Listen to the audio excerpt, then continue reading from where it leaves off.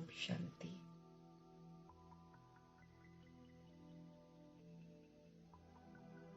देही अभिमानी अवस्था बनानी है हमें, इसलिए देही अभिमानी होकर ही प्रभु की मुरली हम पढ़ेंगे, उन्हीं से हम समझेंगे, उन्हीं को साथ में रखेंगे, उन्हीं को रिक्वेस्ट करेंगे कि आप हमें जैसे आप चाहते हो कि हम समझें, वैसे ही हम आत्माएं उसको समझें भी और फिर उसको अमल में भी ज़रूर लेकर आएं। मीठे मीठे परमात्मा को साथ में रखते हुए उनकी वाणी को हम पढ़ेंगे और सभी को समर्पित भी करेंगे। करोड़ों की आबादी इस समय प्रभु से अनजान है और प्रभु अपना पाठ समाप्त करने वाले हैं, इसलिए उनकी मौजूदगी में सभी आत्माओं को प्रभु का परिचय मिले और हर आत्मा प्रभु से अपना संबंध जोड़े, उन्हें याद करे। वो आत्माएं भी प्रभु से अपना बरसा लें और हम आत्माएं भी निराकारी स्थिति में स्थित होकर प्रभु की जो वाणी सुनते हैं, उसमें जो हमें होमवर्क मिलता है, उस होमवर्क को हम पूरा कर लें, क्योंकि हमारे होमवर्क पूरा करने से करोड़ों की आबादी जो है अपने पापों से मुक्त होगी। तो बहुत सारे लोग हम आत्माओं पर निर्भर है। द्वापर युग और कलयुग की आत्माएं हम आत्माओं पर निर्भर है। हम आत्माओं को ही उनके विक्रम विनाश करवाने हैं, अपने भी करने हैं और उनके भी करवाने हैं। अपनी करने की विधियां प्रभु आजकल हम आत्माओं को खास ध्यान खिंचवा रहे हैं कि व्यर्थ को अब समाप्त करो, साधारणता को समाप्त करो, अब सिर्फ समर्थ सोचो, शुभ सोचो, सकारात्मक और कल्याणकारी सोचो और सभी के लिए सोचो। सभी को आत्मा का सम्मान दो। आत्माएं सभी सतोगुणी हैं, चाहे वो अभी कोई भी रोल प्ले कर रही हो, गिरे से गिरा हुआ कर्म कर रही हो, लेकिन है वो सतोगुणी आत्मा और है वो प्रभु का बच्चा। इसलिए उन नज़रों से देखना है। इस बार के पुराने संस्कारों को भस्म करने के चैप्टर में उन्होंने हम आत्माओं को ये समझ दी है कि हर आत्मा के प्रति शुभ भावना, शुभ कामना रख कर दिखाओ। ये भी एक होमवर्क मिला हुआ है साथ साथ हम आत्माओं को। तो होमवर्क को भी रिवाइज करते जाना है, देखते रहना है कि उसमें से क्या क्या प्रभु ने हम आत्माओं को करने को कहा है। तो जितना हो सके हमें खुद को आत्मा ही समझना है। चलते फिरते, उठते बैठते, पढ़ते, चिंतन करते, हर समय आत्मा। तभी हम पुराने संस्कारों से मुक्त हो सकेंगे। पुराना संस्कार दैहिक संस्कार है, उसका बड़ा विस्तार है और वो बुराइयों से भरा पड़ा है। बुराइयां ही बुराइयां हैं। अगर हम उसको खोल कर देखेंगे ना, तो बुराइयां ही बुराइयां भरी पड़ी हैं और हमें एहसास होगा कि हम उन बुराइयों के शिकार हो गए हैं और उनको कहीं ना कहीं प्रभु ने बहुत विस्तार में जो हम चले गए थे उसमें तो वापस ले आए हैं, लेकिन अति सूक्ष्म अभी भी हम आत्माओं के अंदर विराजमान है, जिसे हम जितना हो सके आत्मा समझकर चलेंगे तभी हम उनसे मुक्त हो जाएंगे। देह को देखना, देह के बारे में सोचना, देह के बारे में बोलना, देह के बारे में सुनना, देह समझकर कर्म करना, ये तो आम सी बात हो गई है हम आत्माओं के लिए। तो उसको बड़ा सूक्ष्म तरीके से हमको चेक करना है, क्योंकि वो ढेर सारी बुराइयां लेकर आता है। हम बहुत गंदे से बन गए हैं और प्रभु अब हमको ये जो दाग लग रखे हैं हमारे ऊपर इतने सारे, उन दागों से मुक्त करने आए हैं प्रभु। तो इसलिए हम आत्माओं को विशेष ध्यान खिंचवा रहे हैं कि ये जो तुम्हारे पुराने संस्कार है ना, इससे तुम अपने आप को मुक्त करो। ये विघन रूप है, ये हमें एहसास नहीं होता। जो ब्रह्मा बाबा हैं और मम्मा हैं, उन्होंने तो आत्मा समझकर पाठ बचाया ना, आत्मा की स्थिति में स्थित रहकर पाठ बचाया। इसलिए उन्होंने देह नहीं समझा अपने आप को और न किसी की देह को देखा, न किसी की दैहिक बातों को सुना। उनके सामने तो आत्माएं आकर दैहिक बातों को भूल ही जाते थे। इस तरह की उनकी अवस्था थी। तो वो दैहिक बातें करते ही नहीं थे, तो फिर कोई पाप कर्म होता नहीं था, क्योंकि प्रभु ने हमें समझ दी है कि जितना हम देह समझकर चलते हैं उतना हम प्रभु से दूर हैं। प्रभु से मेरा कनेक्शन ही नहीं है, और जब प्रभु से मेरा कनेक्शन नहीं है तो मेरे से पाप कर्म हो रहे हैं। इसलिए आत्मा ही समझने का पाठ कल भी बाबा ने मुरली में हमको पक्का कराया है कि ये तो चेक करो, हम ज्ञान की मस्ती में तो रहते ही हैं, लेकिन ज्ञान की मस्ती के साथ सबसे महत्वपूर्ण जो ज्ञान का लक्ष्य है, हम आत्माओं को स्मृति स्वरूप बनाने का है। वो स्मृति स्वरूप हम बने कि नहीं बने? क्या हम देही अभिमानी होकर चल रहे हैं? मेरी अवस्था है कि नहीं है? अवस्था का मतलब ही है सारा दिन आत्मा समझकर आत्मा के स्वधर्म को ही यूज करना, उसके अतिरिक्त देखना ही नहीं है किसी को दैहिक दृष्टि से। ये सूक्ष्म अटेंशन रखने का है, प्रभु कहते हैं। इसलिए आत्मा आत्मा आत्मा, हर वक्त में आत्मा, दूसरा भी आत्मा, यही पाठ पक्का करना है। अगर हम मना पुराने, पहले तो मेरे को पुराने संस्कार अपने लिख लेने कि मेरे अंदर कमी कमजोरियां क्या है। प्रभु ने तो हमें विस्तार में बता ही दिया सारा कुछ कि क्या तुम लोग करते हो, लेकिन उसके बाद प्रभु का बनने के बाद भी मुझ आत्मा ने कितना मना अपने आप को वो देह अभिमान की बीमारियों से मुक्त किया है, वो हमें देखना है ना? क्यों, क्या, कैसे करना है ना, प्रश्न करना, अवगुणों को देखना, कमी कमजोरियों को ही तो देखते थे हम लोग, फिर करेक्शन करना, फिर कोटेशन सुनाना, आलोचना करना, किसी को ताने मार देना, पास्ट का जिक्र करते रहना, पास्ट का चिंतन करना, जो बैड चिंतन होता है वो करते रहना, अहम वहम जो अनुमान होते थे वो हम लोग लगाते थे, ऐसा हो सकता है, वैसा हो सकता है, भले वो आत्मा ऐसी हो सकती है, वैसी हो सकती है, हम जानते नहीं है उसको, लेकिन हम उसकी चाल चलन, आउटवर्ड अपीयरेंस को देखकर, या फिर कोई आत्मा किस समय कैसे परेशान स्थिति में होती है तो उस समय जैसा व्यवहार करती है तो हम उसमें अनुमान लगा लेते हैं, व्यर्थ सोचते हैं, पर चिंतन, पर दर्शन, पर दोष लगाते हैं, पर मत पर चलते हैं, निंदा, चुगली, ईर्ष्या, द्वेष, आलस्य, सुस्ती, अलबेलापन, अशुभ सोचना, अशुद्ध सोचना, किसी को श्रापित बोल देना, एक्सपेक्टेशंस रखना, हमेशा दूसरों से लेने की भावना रखना, वो मेरे साथ अच्छे से बोले, वो मेरे साथ अच्छा करे, ये लेने की भावना हो जाती है ना। नाराज हो जाना, रूठ जाना, रोना, फिर कमजोर थॉट्स क्रिएट करना, नकारात्मक संकल्प करना, देखना, फिर नकारात्मक बातें, दूसरों की बातें, दैहिक बातें सुनना, देखना, पढ़ना, फिर अच्छे बुरे कर्म के प्रभाव में आ जाना, फिर जो हम रिएक्ट कर जाते हैं, हम रिजेक्ट कर देते हैं आत्माओं को, फिर हम आवेश में आ जाते हैं और क्रोध करते हैं, चिढ़ जाते हैं, और असंतुष्ट हो जाते हैं सबसे। असंतुष्ट होना भी तो कितनी बड़ी बीमारी है ना। तो हाथ उठाना, बाबा ने बोला, मारना, गालियां दे देना, ये सब कितना, ये सारे अडॉप्टेड संस्कार हैं जो हमने अडॉप्ट किए। और भी हम सूक्ष्म में चले जाएं तो बहुत सारी चीजें हैं जो हम देह को समझ कर करते हैं, तो वो हमें बैड बना रहे हैं, वो फिर मेरे को पास थोड़ी होने देंगे। इसीलिए प्रभु कहते हैं कि पुराने संस्कार को पहले मेरे को देखना है, मेरे अंदर कौन कौन से रह गए, फिर उन पर वर्क करना है। और कितना प्रभु ने टाइम दिया है हमको? 3 महीने। 3 महीने के अंदर प्रभु कहते बस ये दृढ़ निश्चय रखो, पुराना संस्कार मुझको यूज नहीं करना है। पुराना संस्कार, देह का संस्कार, मुझको यूज नहीं करना है। ये प्रभु ने हमको अटेंशन रखने को कहा है। और 3 महीने का प्रभु ने बोला, अगर आप ये होमवर्क दे देना, फिर वरदाता परमात्मा उसको तथास्तु कर देंगे ना, वो तथास्तु हो जाएगा।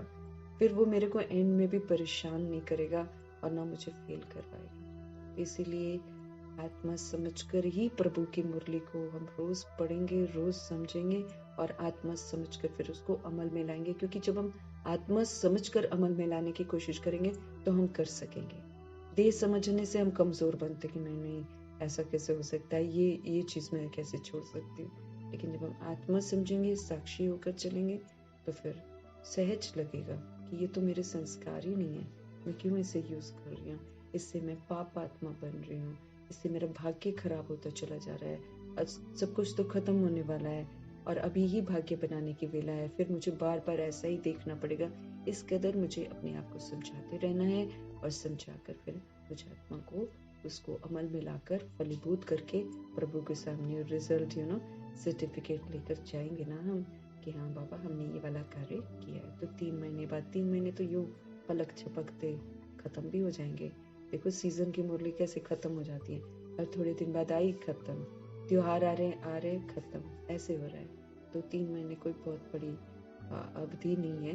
तो इसमें रोज मेरे को चेक करना है मैं आत्मा बनकर पाठ बजा रही हूँ कि नहीं। अगर मैं आत्मा बनकर पाठ बजा रही हूँ तो फिर मेरे से गलतियाँ नहीं होंगी और मैं प्रभु के संबंध संपर्क में भी रहूंगी। तो आत्मा समझकर सुनते हैं और सभी आत्माओं को जो साकार शरीर में है या फिर आकाश शरीर में रूहें भटक रही हैं, सभी आत्माओं के लिए प्रभु की ये मुरली समर्पित है। प्रभु की मुरली उन तक पहुँचे, उन्हें सुकून मिले, उन्हें राहत मिले, उनका बुद्धि का योग सत्य परमात्मा के साथ जुड़े और वो भी उनका भी कल्याण हो, वो भी पवित्र बने, क्योंकि पवित्र तो सभी को बनना पड़ेगा ही पड़ेगा।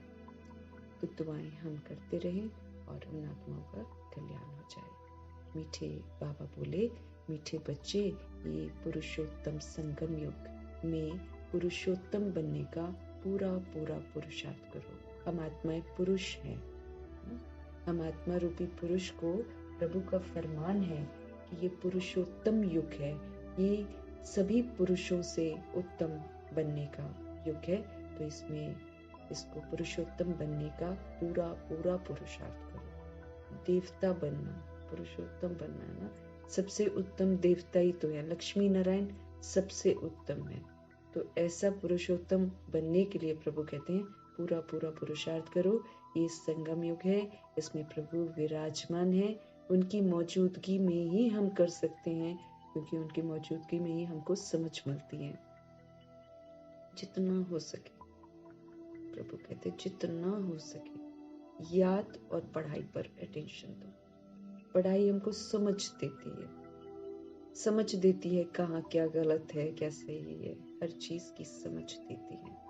पढ़ाई हमें एहसास दिलाती है कि प्रभु के साथ हमारा संबंध और गहरा करवाती है और स्नेही हमको बनाती है।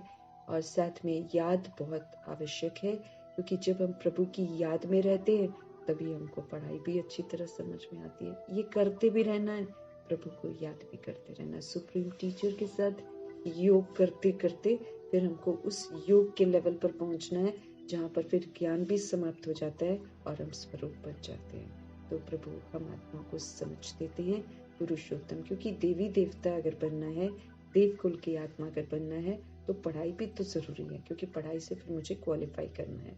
पढ़ाई से ही हम सर्वगुणों से संपन्न, 16 कला संपूर्ण निर्विकारी मर्यादा पुरुषोत्तम बनेंगे और संपूर्ण अहिंसक बनेंगे। अब इन सारी विशेषताओं को धारण करने की जो शिक्षाएं हैं वो तो ईश्वरीय पढ़ाई में ही है। जब तक पढ़ेंगे नहीं तब तक समझ में आएगा नहीं। जैसे मातेश्वरी ने एक दिन स्पष्ट किया था कि अगर जो मना जिन लोगों की पढ़ाई छूट गई है ना, शुरू में लेट आए हैं हम अगर, तो फिर आधी चीजें तो हमारी छूट गई है ना। तो मम्मा ने यही बोला था कि अगर आप पढ़ाई पूरी नहीं पढ़ते हो तो फिर कहाँ से आप पास हो सकते हो ना। ईश्वरीय पढ़ाई पूरी पढ़नी बहुत जरूरी है। तो जो भी प्रभु ने उपलब्ध करा रखा है किताबों के माध्यम से वो हमें पूरा पढ़ना है, और प्लस जो बाबा रोज मुरली चलाते हैं उसमें भी पूरा ध्यान देना है। अच्छी तरह पूरी पढ़ाई पढ़ेंगे तभी तो हम ईश्वरीय पढ़ाई की जो परीक्षाएं होने वाली हैं और उनको हम पास कर सकेंगे। और फिर मर्तबा लेना है, धनवान बनना है, तो पढ़ाई बहुत जरूरी है। याद बहुत बहुत जरूरी है। याद की यात्रा पर तो निरंतर ही रहने का फरमान मिल रखा है। लगातार हमको याद की यात्रा पर रहना है। इस यात्रा से हमको उतरना नहीं है कभी भी। हम ना जैसे यात्रा हम करते तो किसी चीज पर सवार होते हैं ना, तो प्रभु ने हमें संगम योगी नाव में सवार करवाया है। इस नाव में बैठकर हम चल रहे हैं। चारों तरफ कलयुग है, रावण का राज्य है। प्रभु की छत्र छाया वो संगम युग की नाव है जिसमें हम बैठे रहेंगे तो हम सुरक्षित हैं और मंजिल तक पहुंच जाएंगे। अगर हम उससे नीचे उतरते हैं तो हम बार बार कलयुग में चले जाते हैं, फिर हमको पीछे से आकर फिर से ज्वाइन करना पड़ता है, तो हम बहुत पीछे रह जाते हैं। तो ये उतरने चढ़ने का खेल नहीं खेलना है, निरंतर इस यात्रा पर हमें मौजूद रहना है। इस पर भी प्रभु विशेष ध्यान खिंचवाते हैं।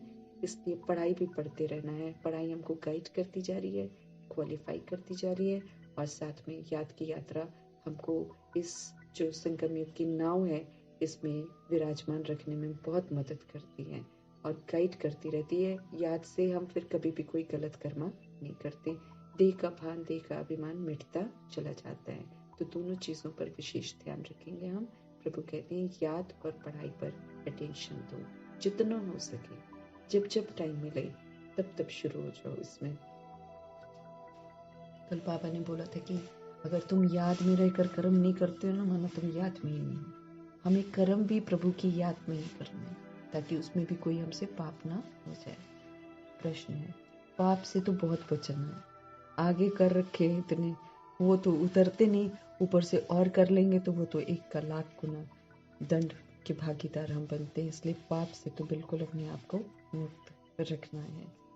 प्रश्न है, तुम बच्चे बहुत बड़े व्यापारी हो, तुम्हें हमेशा किस बात पर ध्यान देकर विचार करना चाहिए? हम व्यापारी हैं, सच्चा व्यापार हम करते हैं प्रभु के साथ इस समय। तुम्हें हमेशा किस बात पर ध्यान देकर विचार करना चाहिए? उत्तर है हमेशा। हमेशा व्यापारी है ना, घाटे और फायदे पर विचार करना है। हम असंतुष्ट हैं तो कितना घाटा होता है, हम गुस्सा करते हैं तो मेरा कितना घाटा होता है, आवेश में आते हैं, चाहे चिढ़ते हैं, चाहे कुछ भी करते हैं ना, कितना मेरा लॉस होता है। हाँ? पर चिंतन प्रदर्शन करते हैं, कितना मेरा लॉस होता है। देह समझ कर चलते हैं, मेरा कितना नुकसान हो जाता है। देह की बातें हम सुन लेते हैं, देह के बारे में हम सोचते हैं, मेरा कितना नुकसान हो जाता है। व्यर्थ सोचते मेरा कितना नुकसान हो जाता है। हर बात को एकदम दिमाग में रखना है। घाटा, प्रभु कहते हैं हमेशा घाटे और फायदे पर विचार करो, किसमें मेरा फायदा है। और प्रभु की शिक्षाओं में चलना कितना फायदा है, और प्रभु की अवज्ञा करने में मेरा कितना घाटा है। इस बात का बिल्कुल क्लीन कॉन्सेप्ट अपने अंदर क्लियर रखना है। अगर इस पर विचार नहीं किया, अगर हम इस पर विचार नहीं करते हैं, तो फिर हम प्रजा में क्या बन जाते हैं? दास दासी बनना पड़ेगा। अगर हम अपने घाटे और फायदे का सोचकर, विचार कर पाठ नहीं बजाते, क्योंकि जो इस पर विचार करता है वो बड़ा ध्यान रखता है कि भाई मेरा घाटा नहीं होना चाहिए। व्यापारी है ना, सच्चा व्यापार कर रहे हैं। तो प्रभु स्पष्ट कर रहे हैं, भाई अगर हम इस पर विचार नहीं करेंगे तो फिर तो हम उल्टा भी करते जाएंगे, है ना। तो अगर घाटे और फायदे पर विचार नहीं करेंगे, प्रभु कहते, तो हम क्या बन जाएंगे? प्रजा में दास और दासी बनना पड़ेगा। बाप 21 जन्मों की राजाई का जो वर्षा देते हैं ना, उसको हम गवा देंगे। इसलिए बाप से पूरा सौदा करना है, माना सारा तन मन धन संबंध संपर्क बुद्धि, जो भी सोच संकल्प बोल कर सब प्रभु समर्पण। उसके बाद फिर जो भी चीज मैं यूज करती हूँ वो प्रभु के डायरेक्शन के प्रमाण। तो प्रभु से पूरा सौदा करना है। बाप दाता है, तुम बच्चे सुदामे मिसल चावल मुट्ठी देते हो और विश्व की बादशाही लेते हो। हमारे पास है क्या? सब कुछ तो पतित है, तन भी पतित है, मन भी दूषित है, धन भी जो भी है सारा देह के अभिमान में कमाया हुआ है, इसलिए वो पाप वाला धन है। फिर देह अभिमान से ही तो कमाते हैं और देहधारियों से ही तो लेन देन होता है, और वो देहधारी भी विकारी होते हैं, तो माना सारा ही हमारा दूषित होता है।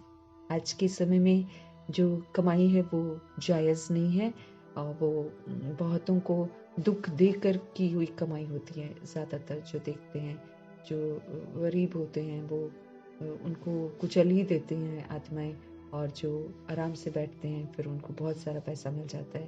तो ये जो है ना, ये डिफरेंसेस जो हैं ये कलयुग में होते हैं। सतयुग में ऐसा डिफरेंस नहीं होता है। अगर वहाँ पर महाराजा शाही तरीके से रहता है तो प्रजा कोई बिल्कुल ही गई गुजरे तरीके से नहीं रहती है जैसे यहाँ पर रहती है। यहाँ तो कोई खाना बहुत 56 तरह का खाना खाते हैं तो कोई कूड़े से भी खा रहा होता है। इतना डिफरेंस है कलयुग के अंदर ना। तो ये तो पाप आत्माओं की दुनिया है। तो जहाँ एक आत्मा खा रही है अच्छा और एक आत्मा प्रभु का बच्चा कूड़े से खा रहा है, तो ये तो है ही फिर हमारा धन दूषित है ना। वो तो फिर अच्छा वाला धन नहीं है। कोई रो रहा है, कोई कलप रहा है, तो कोई कुछ अच्छा कर रहा है। तो डिफरेंसेस बहुत है ना। तो इस डिफरेंस की वजह से यहाँ हम जो भी करते हैं वो उसमें पाप होता है, देह का अभिमान होता है। इसलिए हम देते क्या है प्रभु को? हम अगर कुछ भी देते हैं तो वो सुदामे की मिसल है, वो चावल मुट्ठी है, वो यादगार दिखाते हैं, वैसा है नहीं। क्योंकि जब कृष्ण होते हैं तो वहाँ कोई सुदामा नहीं होता है। वो तो फिर कृष्णपुरी में कोई सुदामा थोड़ी होगा, वो तो फिर धनवान कृष्णपुरी होती है।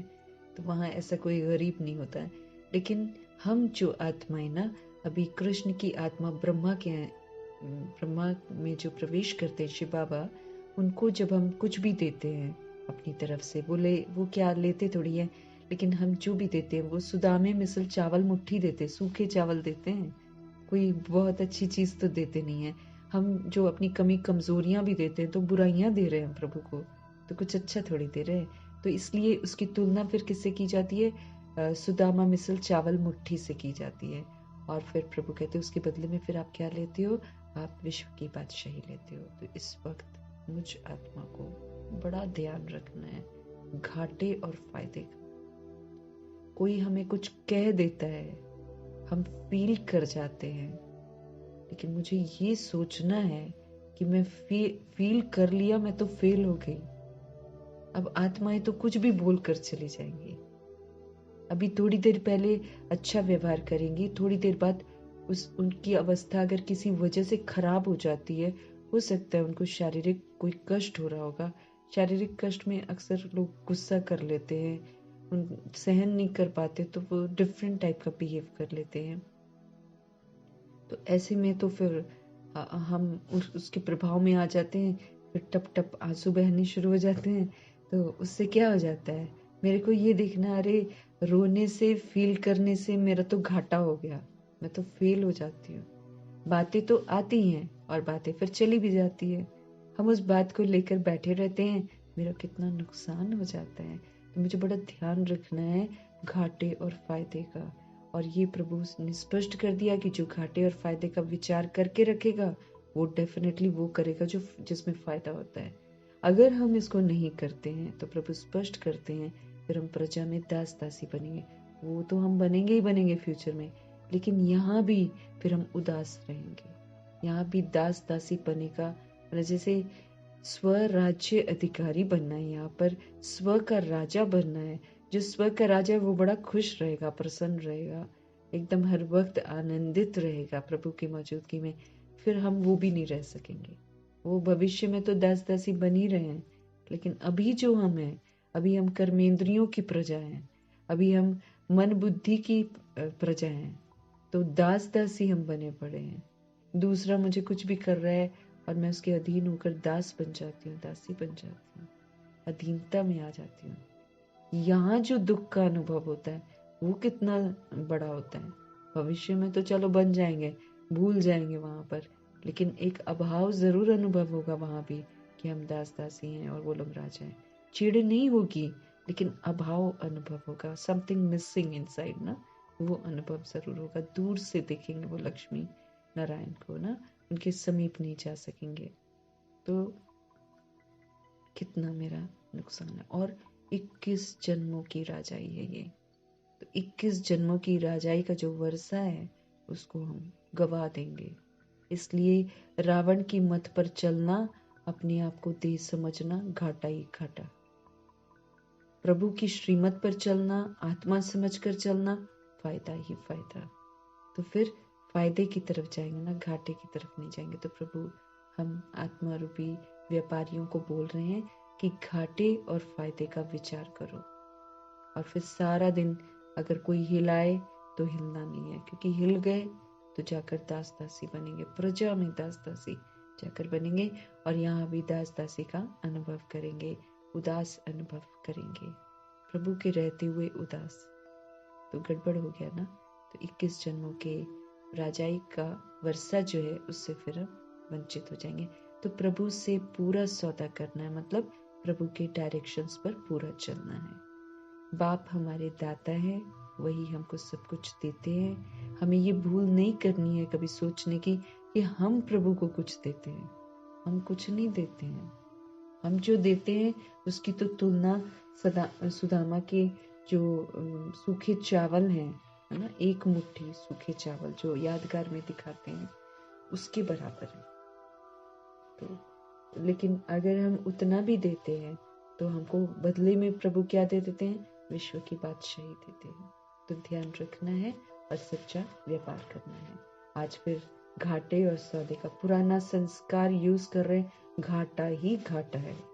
व्यर्थ सोच रहे हैं, घाटा ही घाटा है। दूसरे को सम्मान नहीं दे रहे हैं, घाटा ही घाटा है। मना हर्षित नहीं रह रहे हैं, प्रभु का फरमान है हर्षित रहो। हर्षित नहीं रह रहे हैं तो दूसरों को हर्षित भी नहीं कर रहे हैं, घाटा ही घाटा है। तो अपनी घाटे और सौदे का लिस्ट बनाकर अपने आप को चेक करते जाना है कि अब मुझे घाटा नहीं करना है। अपने लिए सोचना तो चाहिए ना। हम अगर गुस्से में आते हैं मना, हम अपने से प्यार नहीं करते, हम अपना कितना नुकसान पहुंचाते हैं, हमको इस बात का एहसास नहीं है। ओम शांति। बच्चे यहाँ बैठे हैं, ये स्कूल है, हम पढ़ रहे हैं। ये कोई सत्संग नहीं है, है जरूर सच्चा संग प्रभु का, लेकिन वैसा वाला सत्संग नहीं है दुनिया वाला। जा रहे हैं, सुन रहे हैं उठ के और बस जी अच्छा है, बहुत अच्छा है, सत सत सत, और फिर वही जिंदगी हम अपनी जी रहे हैं। ऐसा सत्संग ये वाला नहीं है। प्रभु स्पष्ट कर रहे हैं ये स्कूल है। महंत ब्राह्मण व कोई सन्यासी यहाँ पर सामने नहीं बैठा है। डर की कोई बात नहीं कि स्वामी नाराज न हो जाए, ऐसा कोई डरने की जरूरत नहीं है। भक्ति मार्ग में जब कोई साधु सन्यासी को घर में बुलाते हैं तो उनके पांव धोकर पी भी लेते हैं। ये तो बाप है ना। घर में बच्चे कभी बाप से डरते हैं क्या? हमारा शिव बाबा तो बहुत मीठा मीठा सा है, उनसे डरना थोड़ी है। वो तो बहुत अच्छे से हमको समझाते हैं। बुरे कर्मों से ऑफकोर्स डरना है, धर्मराज से डरना है, क्योंकि धर्मराज हमारी गलतियों को दिखाएंगे, गलतियों का साक्षात्कार कराएंगे। वो सिर्फ दिखाते हैं, वो देखने से ही हम न जाने कितना पश्चाताप कर करके सजाओं का अनुभव करते हैं। तो भक्ति मार्ग में है कि घर भर में बुलाते हैं साधु सन्यासी को और फिर उसके जो है पैर वैर धोकर वो पी भी लेते हैं, पता नहीं कैसे पीते हैं। ये तो बाप है ना। घर में बच्चे कभी बाप से डरते हैं क्या? तुम तो साथ में खाते पीते खेलते हो। अब तो हमारा तो प्रभु ऐसा है कि उनके संग खेलना है, उनके संग खाना है, उनके संग पीना, वो दिखाई नहीं देता है। लेकिन अगर हम दिल से उन्हें अपने साथ रखते हैं तो हम अनुभव करते हैं वो हमारे साथ है, हर वक्त हमारे साथ हैं। तो उनकी याद में हम खाते पीते खेलते हैं। सन्यासी गुरु आदि के साथ ऐसे करते हैं क्या? हम नहीं करते हैं ना। वहां तो सारा वो सन्यासी अलग ही खाएगा, गुरु अलग ही खाएगा, उतनी देर तक हाथ जोड़कर खड़े रहते हैं। तो वैसा वाला होता है। सन्यासी गुरु आदि के साथ ऐसे करते हैं क्या? वहां तो सारा दिन गुरु जी करते रहते हैं। यहाँ तो ऐसे करने की जरूरत ही नहीं है। हम थोड़ी करते हैं गुरु जी। ये तो बाप है। गुरु से अपना वर्षा, टीचर से अपना वर्षा मिलता है ना। यहाँ से गुरु से हमारा बाबा गुरु भी है, हमारा बाबा बाप भी है और टीचर भी है। तीनों से हमें वर्षा मिलता है, पढ़ाई का, वरदान का, है ना। और फिर जो पालना का वर्षा मिलता है, बाप की पालना का वर्षा मिलता है। गुरु से फिर मुझे गुरु के रूप में शिक्षा का वर्षा मिलता है और सदगुरु के रूप में वरदान का वर्षा मिलता है और टीचर के रूप में मुझे श्रेष्ठ शिक्षाओं का वर्षा मिलता है। तो बाप से तो प्रॉपर्टी मिलती है, बच्चा पैदा हुआ और वारिस बन जाता है। यहाँ तो बाप के बच्चे बने हैं ना, बाप को पहचाना है। बस हम क्या करते? स्वर्ग के मालिक है।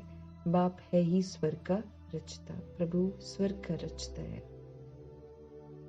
इन लक्ष्मी नारायण ने स्वर्ग की राजाई कैसे ली और कहाँ से ली, ये कोई भी नहीं जानता है। तुम समझते हो हम ये थे और हम फिर से बन रहे हैं। मनुष्य तो कुछ भी ख्याल नहीं करते हैं कि ये कौन है, हम किसको पूजते हैं, बस पूजा करनी है ना। लेकिन कौन है, किसको पूजते हैं, वो नहीं मालूम।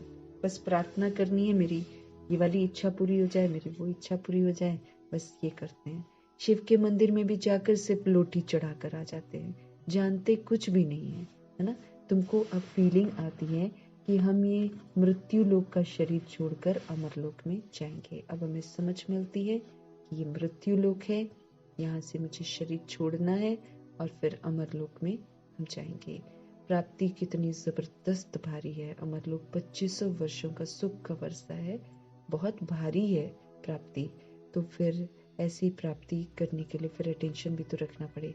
भक्ति मार्ग में कुछ भी प्राप्ति नहीं, जितना मर्जी किसी की पूजा कर लो, पाठ, हम पवित्र तो नहीं बनते, हमें विश्व की बादशाही थोड़ी मिलती है, तो वहां पर प्राप्ति कोई नहीं है। बाबा खुद भी कहते हैं हमने 12 गुरु किए, ब्रह्मा जी कहते हैं। अब समझते हैं कि ये तो टाइम वेस्ट हो गया, 12 गुरु किए, कुछ फायदा तो नहीं हुआ, और ही नीचे उतरते गए, गुरु करते करते भी नीचे उतरते गए। परंतु ये भी प्रभु कहते भक्ति में, ड्रामा में न्यूनत है। हमारी कोई से दुश्मनी थोड़ी है, हमको दुश्मनी नहीं करनी है किसी से ना, हमारा एक बाप के साथ ही प्रीत है। बाकी दुनिया में तो धर्म के नाम पर दुश्मनियां हैं, एक दूसरे के साथ दुश्मन बने पड़े हैं। यहाँ पर ऐसा नहीं है, यहाँ पर हमारी एक बाप के साथ सच्ची प्रीत है। तुम जब अंदर क्लास में आते हो तो इन चित्रों को देख खुश होना चाहिए कि हम पढ़ करके ये बन रहे हैं। लक्ष्मी नारायण का चित्र होता है ना, तो हमेशा खुशी होनी चाहिए कि हम पढ़कर ऐसे बन रहे हैं। तुमको मालूम है ये राजधानी कैसे स्थापन होती है। बाप कहते हैं बच्चे मूंझो मत, कंफ्यूज मत हो।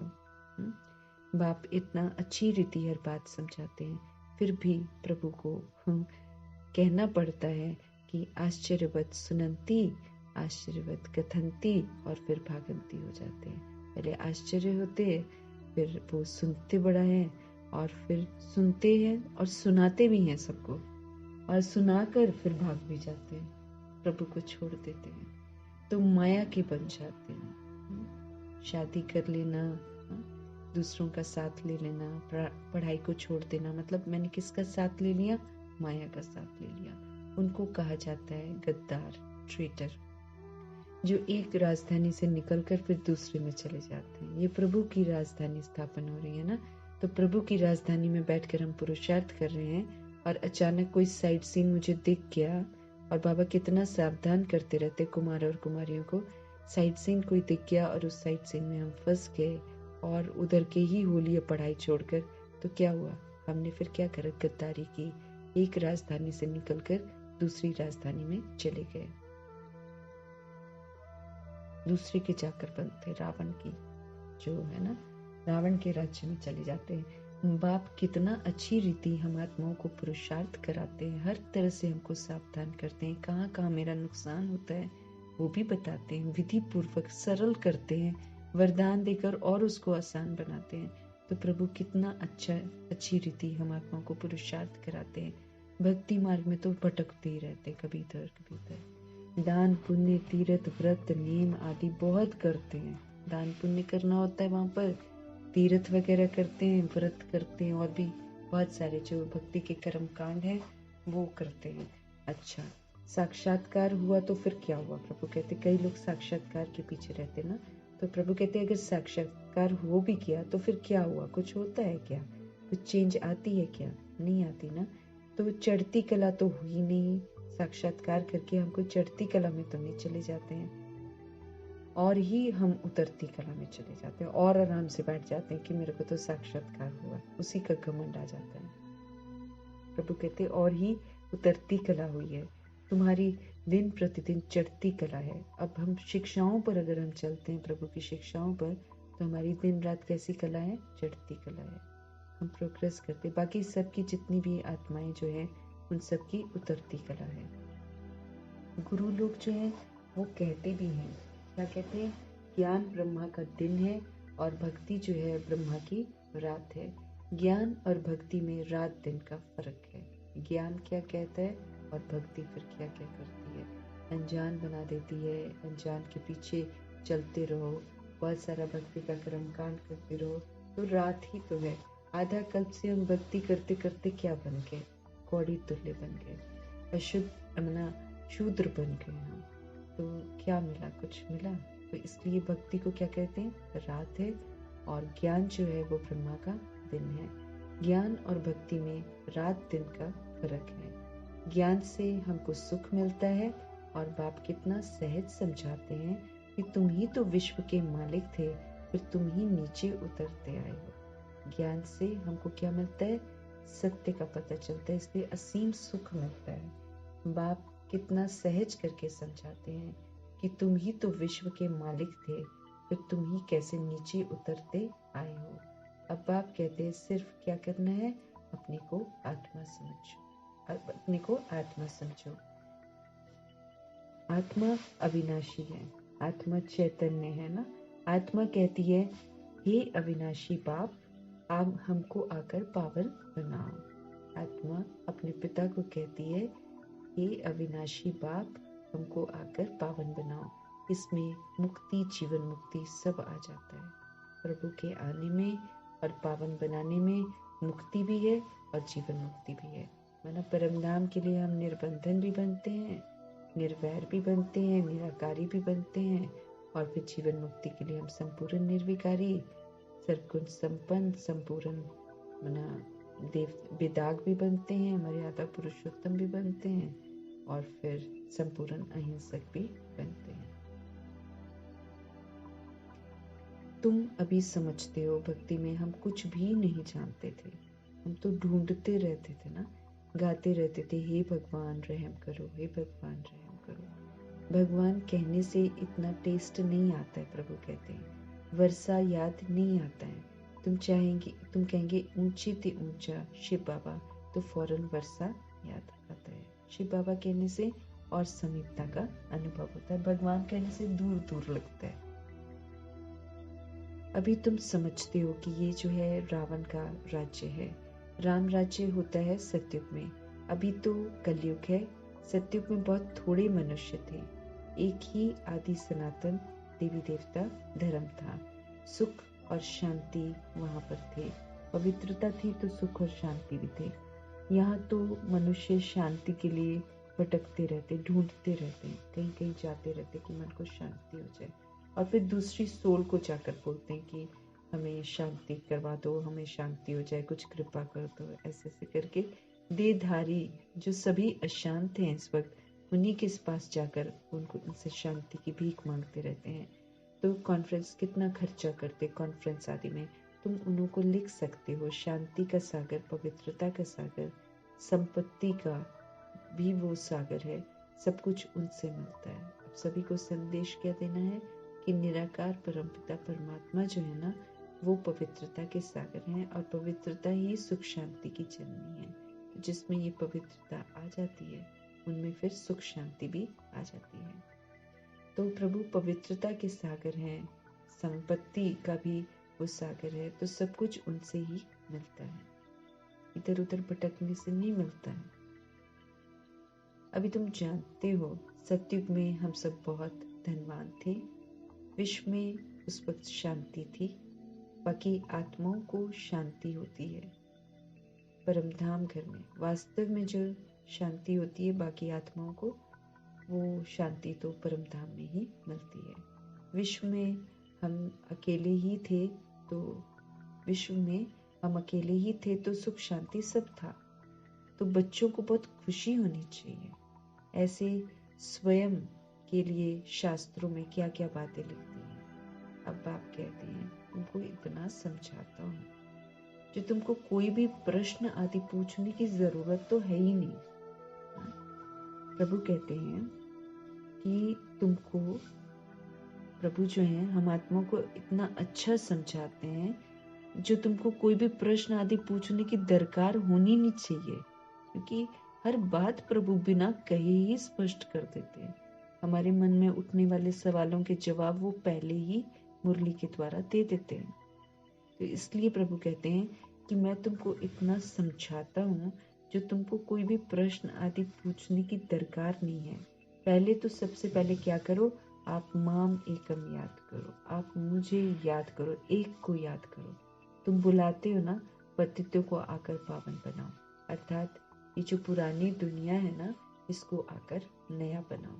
परंतु अर्थ थोड़ी समझते हैं, खाली बोलते हैं, परंतु अर्थ कुछ भी नहीं समझते। सूत सारा ही मूंझा हुआ है, सब कंफ्यूज्ड हैं। अब सुलझाना पड़ता है। भक्ति में कितने चित्र बनाए हुए हैं। कृष्ण को चक्र दे दिया है जिससे अकासुर बकासुर को मारा है। अरे वो कोई हिंसक था क्या जो करेगा ऐसा? फिर कहते फलानी फलानी को भगाया, ऐसा भी इल्जाम लगा रखा है कृष्ण जी पर कि फिर कहते हैं फलानी फलानी को भगा दिया। डबल हिंसक बना दिया है प्रभु ने, तो है ना। तो प्रभु पूछते हैं अरे वो कोई हिंसक थोड़ी था। फिर कहते फलानी फलानी को भगाया, तो डबल हिंसक बना दिया उसको, काम विकार वाला भी बना दिया और फिर जो है क्रोधी भी बना दिया, डबल हिंसक बना दिया। अकसुर बकसुर को मारना हिंसा हो गई, किसी को मारना तो हिंसा हो गई ना। और फिर फलानी फलानी को भगाया, ये फिर काम विकार हो गया, तो डबल हिंसक उनको बना दिया है। वंडर है ना, जिन्होंने शास्त्र बनाए हैं उन्हों की बुद्धि की कमाल है, क्या से क्या लिख दिया है। फिर उनको कहते हैं व्यास भगवान। लिखा है, व्यास जी ने लिखा है, और फिर उसको क्या बोल देते व्यास भगवान। जैसे वाल्मीकि जी को भी बोल देते वाल्मीकि भगवान। जो वाल्मीकि जी को मानते वो भगवान ही बोलते उनको। उसका भी तो एक दिन है ना, उसमें क्या क्या गाने बना रखे हैं उनके लिए, उनको भगवान कहते हैं। और वो क्या था, वो डाकू था। व्यास का भी कैरेक्टर अच्छा नहीं था, इनकी भी कहानी है कोई, ये भी इनका कैरेक्टर अगर देखेंगे ना तो इनका लाइफ का कैरेक्टर अच्छा नहीं था। वो वही है ना, एक पर्टिकुलर टाइम के बाद, जैसे वो डाकू थे, वाल्मीकि डाकू थे, तो एक समय में ऐसा उनको संपर्क में आया जिससे उनका डाकूपना खत्म हुआ। कहानियां हैं इनके पीछे। तो ऐसा नहीं है कि ये भगवान हो गए है ना, लेकिन अंधविश्वास में आत्माएं इनको भी भगवान बोल देती हैं जो शास्त्र लिखते हैं। तो व्यास को भी भगवान बोलते हैं। अब बाप कहते हैं अब भाई मुझे याद करो, है ना। तो प्रभु को याद करेंगे तो हमारी बुद्धि काम करेगी। तो अब बाप कहते हैं मुझे याद करो, और क्या करना है, दैवी गुण धारण करो। इस पर विशेष ध्यान हमको देना है। दिव्यता बड़ी गहरी है, बहुत बहुत गहरी है। इसकी गहराइयों को समझना है और दैवी गुण धारण करने हैं, और कोई बात नहीं है। तुमको योग में बिठाया जाता है क्योंकि बहुत है जो बाबा को याद नहीं करते, इसलिए बिठाना पड़ता है। कायदे से तो चलते फिरते, उठते बैठते, खाते पीते सब समय हमें प्रभु की याद में नेचुरल होना है। लेकिन जब नहीं करते हैं ना आत्माएं, प्रभु को जब दिखाई देता है कि आत्माएं नहीं करती हैं, तब फिर योग में बिठाया जाता है। क्योंकि बहुत है जो बाबा को याद ही नहीं करते हैं, अपने ही धंधों में रहते हैं, उनको फुर्सत ही नहीं है। परंतु बाबा कहे इसमें तो काम आदि करते भी बुद्धि से याद करना है। अब हमको तो ये फरमान है कि कुछ भी करते हुए हमको बुद्धि से प्रभु को याद करना है। काम हाथ से करते जाना है और बुद्धि कनेक्टेड रहनी चाहिए प्रभु के साथ, तब जाकर हमारे कर्म सुकर्म होंगे। तुम आशिक हो मुझ माशूक के। अब सच्ची आशिकी प्रभु से करनी है, तो हम सब कौन है, हम आशिक हैं और प्रभु के आशिक है ना। प्रभु हमारा माशूक है। अब मैं तुमको कहता हूँ और संग तोड़, अब मुझ एक समझो। अब प्रभु का फरमाना, बहुत संग हमने कर लिए हैं, 63 जन्म, और उसके पहले भी हम देहधारियों के साथ थे, लेकिन वो एक बहुत अच्छा हमने प्रभु से वर्षा ले रखा था, इसलिए वहां विकार नहीं थे। लेकिन यहाँ पर तो 63 जन्म हमने देहधारियों का ही तो संग किया है ना। तो प्रभु कहते परंतु इसमें तो काम आदि करते भी बुद्धि से मुझे प्रभु को याद करना है। तुम आशिक हो मुझ माशूक के। अब मैं तुमको कहता हूँ बाकी संग तोड़ दो और मेरे संग जोड़ लो। खाते पीते सिर्फ ये आदत डालो कि मैं कौन, मैं आत्मा हूँ। इसको पाठ को स्वीकार करना है और पक्का करना है। प्रभु का फरमान है अब और संग तोड़ दो और मुझ एक संग जोड़ो। खाते पीते सिर्फ मुझे ये आदत डालनी है कि मैं कौन, मैं आत्मा हूँ और बाप को याद करो। जैसे जनक दादी इस विधि से नंबर 1 में चली गई, मैं कौन, मेरा कौन और मुझे क्या करना, बस ये निरंतर याद रखा उन्होंने। मैं आत्मा हूँ, परमात्मा का मैं बच्चा हूँ, और फिर उनका दिया हुआ होमवर्क मुझे करना है।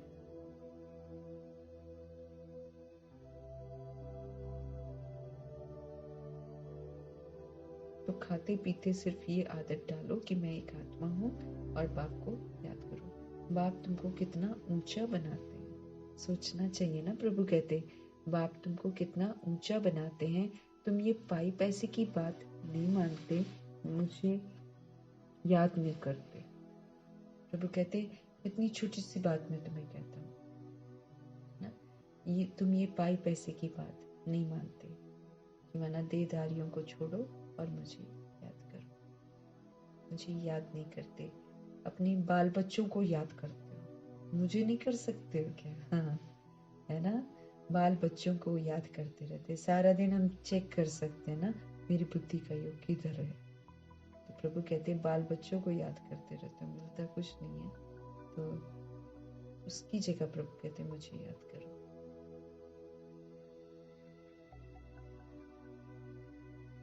अपने बाल बच्चों को करते हो याद और मुझे नहीं कर सकते हो क्या?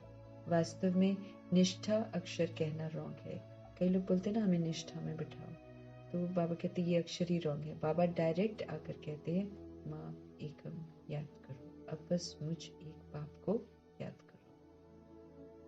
कल पहले भी सम्मुख बाप ने ये बात समझाई थी, अभी समझाते हैं मीठे मीठे बच्चे, कल्प के बाद मिले हुए लाडले बच्चे, अब तुम्हारे 84 जन्म पूरे हुए।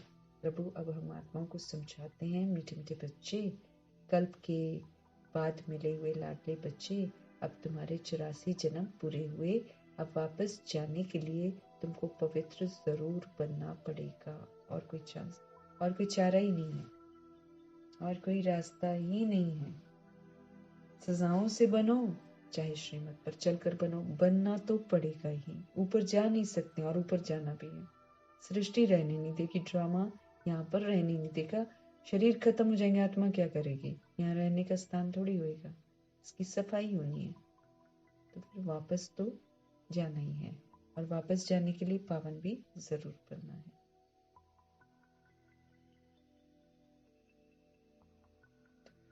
अब वापस जाने के लिए तुमको पवित्र जरूर बनना पड़ेगा। विकार में जाने के कारण ही तुम बहुत पतित बन गए हो। हम सब विकार में जाकर पतित बन गए हैं। पावन नहीं बनेंगे तो फिर मर्तबा भी कम मिलेगा। अपने को आत्मा समझकर बाप को याद करो, और 84 के चक्र को भी याद करो। आत्मा समझकर याद करना है, तब कनेक्शन जुड़ेगा।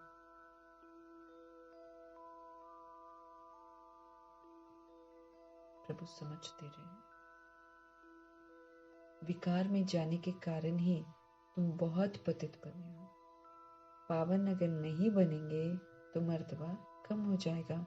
अपने को आत्मा समझ बाप को याद करो, और फिर 84 के समझ देते कि ये जो 84 का चक्र है ना, इसको भी याद करो कैसे कैसे चलता है ये, ताकि पता चले अच्छा ड्रामा ऐसे रिपीट होता है और हमको वापस अब घर जाना है। यही तो स्वदर्शन चक्र है, 84 जन्मों का जो चक्र है। अगर हम उसको अच्छी तरह समझते हैं कि कैसे कैसे आत्माएं, जो हम आत्माएं जो हैं, शरीर नाम रूप बदलते हुए पाठ बजाते हुए 84 के चक्र को याद करना है। यही क्या है? स्वदर्शन चक्र। स्व का दर्शन हो जाएगा, स्व का दर्शन, अनादि आदि दर्शन अगर मेरे को याद रहता है तो फिर अनादि आदि दर्शन हम पाठ बजाएंगे ना फिर। और जो दूसरा है द्वापर युग का और कलयुग का जो हिसाब किताब है, उससे फिर हम मुक्त हो जाएंगे। मतलब ध्यान रहेगा, अच्छा दे भान दे अभिमान से मेरी कितनी दुर्गति हो गई, अब मुझे सदगति करनी है, तो फिर तो मुझे प्रभु का कहना मानना है। तो 84 के चक्र को भी याद करो, यही तो स्वदर्शन चक्र है, स्व का दर्शन है। इसका अर्थ भी कोई नहीं जानता स्वदर्शन चक्र का। बस यूं कहते हैं कि इससे विष्णु या नारायण जी या कृष्ण जी गला काट देते हैं दूसरे का, है ना, उनको फिर हिंसक दिखा देते हैं। तो इसका अर्थ भी कोई नहीं जानते। मुख से ज्ञान शंख बजाना है, मतलब प्रभु का ज्ञान जो है उसे आत्माओं को परिचित कराना है। मुख से ज्ञान शंख बजाना है, ये ज्ञान की बातें हैं। ये तुम्हारा बेहद का बाप है, स्वर्ग का प्रभु रचता है। बाप को याद करो तो तुम्हारी फिर क्या हो जाएगी, चढ़ती कला हो जाएगी। अगर हम प्रभु को याद करेंगे तो क्या हो जाएगी, हमारी चढ़ती कला हो जाएगी। कितनी सहज बात है। और देहधारियों को याद करेंगे तो कीर्ति कला हो जाएगी। फिर चाहे हम उसमें शरीर के बच्चों को याद करें, चाहे किसी को भी याद करें, कीर्ति कला में चले जाते हैं, मोह माया में फंस जाते हैं, प्रभु को भूल जाते हैं। तो फिर वो क्या बन जाता है, मेरे लिए पाप कर्म बन जाता है। तुम बच्चे अब समझते हो कि ये बना बनाया ड्रामा है, हम आत्माओं ने बनाया हुआ है, वो सामने आ रहा है, लेकिन अभी श्रेष्ठ बजाना है, क्योंकि साथ साथ प्रभु कहते हैं कि फिर से वो बन भी रहा है। तो बना बनाया ड्रामा है। हर 5000 वर्ष के बाद बाप आते हैं, अब अच्छी तरह पुरुषार्थ करो। बीच में नहीं आते हैं, हर 5000 वर्ष में प्रभु एक ही बार आते हैं। तो फिर ये जो जन्म है, फिर ना उसको सफल फलीभूत करना है, प्रभु के साथ फलीभूत करना है। तो हर 5000 वर्ष के बाद बाप आते हैं, अब अच्छी तरह पुरुषार्थ करो। प्रभु कहते हैं, तुम धन के पीछे क्यों मरते हो, विनाशी धन के पीछे तुम क्यों मरते हो? क्योंकि जो मरते हैं ना विनाशी धन के पीछे, वो फिर पुरुषार्थ नहीं कर रहे हैं ना, अपना कितना नुकसान हो रहा है उनका। तो प्रभु कहते हैं, अब अच्छी तरह पुरुषार्थ करो, तुम धन के पीछे क्यों मरते हो? अच्छा, मास में 1,00,000-2,00,000 कमाएंगे, परंतु ये सब तो खत्म हो जाएगा। जितना भी हम कमा लें, हम उसके लिए टाइम दिए जा रहे हैं ना, टाइम देने के चक्कर में जो सच्ची कमाई है उसको हम कर ही नहीं रहे हैं। फिर जब वो खत्म होएगा एंड में, तो बड़ा पश्चाताप होगा कि अरे इसके लिए मैंने, जैसे हर आत्मा जब शरीर छोड़ती है तो पछताती तो है कि अरे मैं देहधारियों के चक्कर में ही रह गया। अच्छा, मैंने इतना कमाया, सब यही रह गया, कुछ तो ले जा नहीं सकते। अभी तो सबका धन, करोड़ों का धन यहीं पर रह जाएगा। प्रभु समझते रहे, तुम धन के पीछे क्यों मरते हो? अच्छा, मास में 1,00,000-2,00,000 अगर कमाएंगे भी, लेकिन परंतु ये सब तो खत्म हो जाएगा, बाल बच्चे खाने वाले ही नहीं रहेंगे, खत्म हो जाएगा। तो जिसके लिए हम जमा कर रहे हैं, प्रभु कहते वो ही नहीं रहेंगे, तो क्या खिलाओगे? बाल बच्चे खाने वाले ही नहीं रहेंगे। लोभ रहता है कि पुत्र पोत्रे तर पोत्रे खाएंगे। लोग जमा तो ऐसे ही करते हैं ना। अभी देखो, जमा जैसे बच्चा पैदा होएगा, लड़की पैदा होती, कैसे उसकी इंश्योरेंस वगैरह सब कुछ करवा लेते हैं, उसके लिए बैंक में पैसा जमा करते हैं। किसके लिए? ताकि उसको पढ़ाई लिखाएं भी, लेकिन पढ़ाने लिखाने के साथ मेन तो उसकी शादी के लिए पैसा जोड़ते हैं, उसका आत्मघात करने के लिए उसके लिए पैसा जोड़ते हैं। अगर कायदे से देखें तो पतित बनाने के लिए सारा बचपन और टीनेज तक पूरा बचा बचा के रखते। नहीं नहीं, बाहर जा रहे हो ना, कोई ऐसे बात करेगा, वैसे बात करेगा, नहीं बात करनी है, उल्टू बचाते। किससे?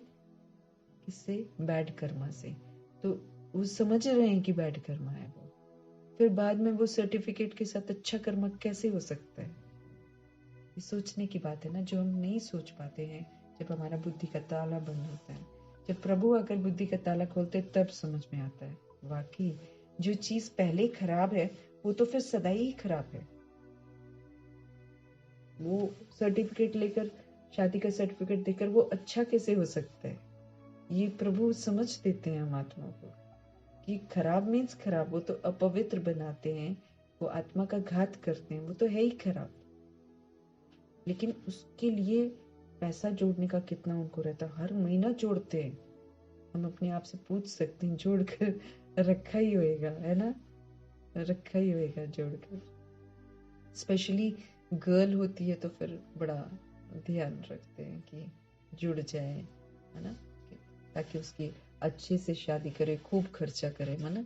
आत्मघात करने की खूब तैयारी करते हैं। अब प्रभु से समझ मिलती है कि आत्मघात करते हैं। तो बाल बच्चे खाने वाले ही नहीं रहेंगे तो प्रभु कहते क्यों टाइम वेस्ट कर रहे हो 1,00,000-2,00,000 कमाने का, क्यों वेस्ट कर रहे हो? सब जो कमाया धमाया यहीं पर रह जाएगा। बाल बच्चे खाने वाले ही नहीं रहेंगे। लोभ रहता है कि पुत्र पोत्रे तर पोत्रे खाएंगे, ऐसे नहीं पुनर्जन्म सब स्कूल में ही लेंगे। पुनर्जन्म पता नहीं कहाँ कहाँ लेते रहते हैं। तुम तो 21 जन्मों का वर्षा पाते हो ना। अगर कम पुरुषार्थ किया तो फिर बाबा कहते कि प्रजा में चले जाएंगे ना। कम पुरुषार्थ किया, अगर कम पुरुषार्थ किया तो प्रजा में दास दासियां जाकर बनेंगे, तो कितना घाटा हो जाएगा। दास दासी वहां बनना तो यहाँ भी दास दासी, फिर प्रभु की मौजूदगी में भी उदास, प्रभु की मौजूदगी में भी परेशान। अभी भी तो होते हैं फिर श्रीमत की अवज्ञा करके।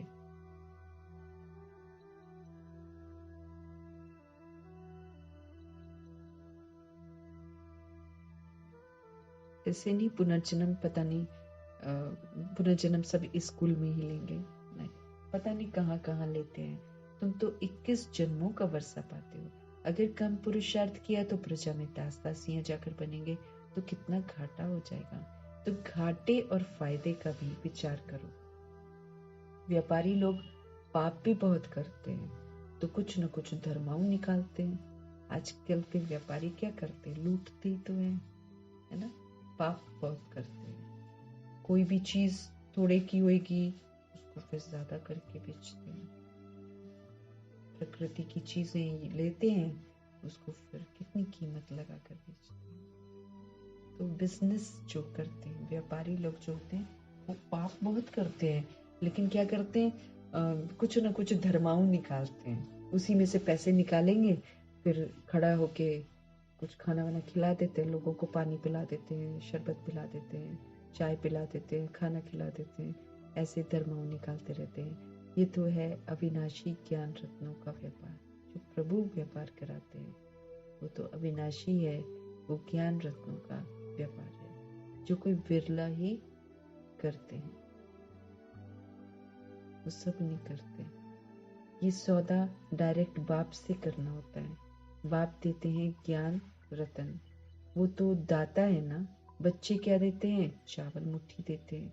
बाप तो देते हैं बेहद की बादशाही। उनकी भेंट में ये चावल मुट्ठी हुई ना, तो तुम सब सुदामे हो, क्या देते हो और क्या लेते हो।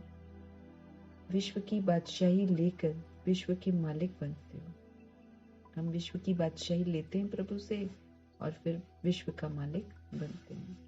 बुद्धि कहती है एक ही भारत खंड होगा, प्रकृति भी नई होगी, आत्मा भी वहां पर सारी सतो प्रधान होगी। सतयुग में तुम देवताएं थे तो कितना प्योर सोना थे, फिर त्रेता में थोड़ी चांदी आत्मा में पड़ती है, उनको सिल्वर एज कहा जाता है। सीढ़ी, उनको सिल्वर एज कहा जाता है। सीढ़ी फिर नीचे उतरते जाते हैं। इस समय तुम बहुत ऊंचे हो। प्रभु के साथ हम पाठ बुझा रहे हैं, बहुत ऊंचे हैं। विराट रूप का चित्र भी है, सिर्फ अर्थ नहीं समझते हैं। कितनी कितने ढेर चित्र हैं, प्रभु कहते हैं। कोई क्राइस्ट का चित्र रखते हैं तो कोई साईं बाबा का रखते हैं। और फिर बाबा कहते हैं मुसलमानों को भी गुरु करते हैं, मुसलमानों को भी गुरु करते हैं, फिर बाहर जाकर शराब की महफिल भी करते हैं। बाप कहते हैं कितना अज्ञान अंधेरा है, बहुत अज्ञान अंधेरा है। अब जैसे जो तांत्रिक वगैरह हैं या फिर जो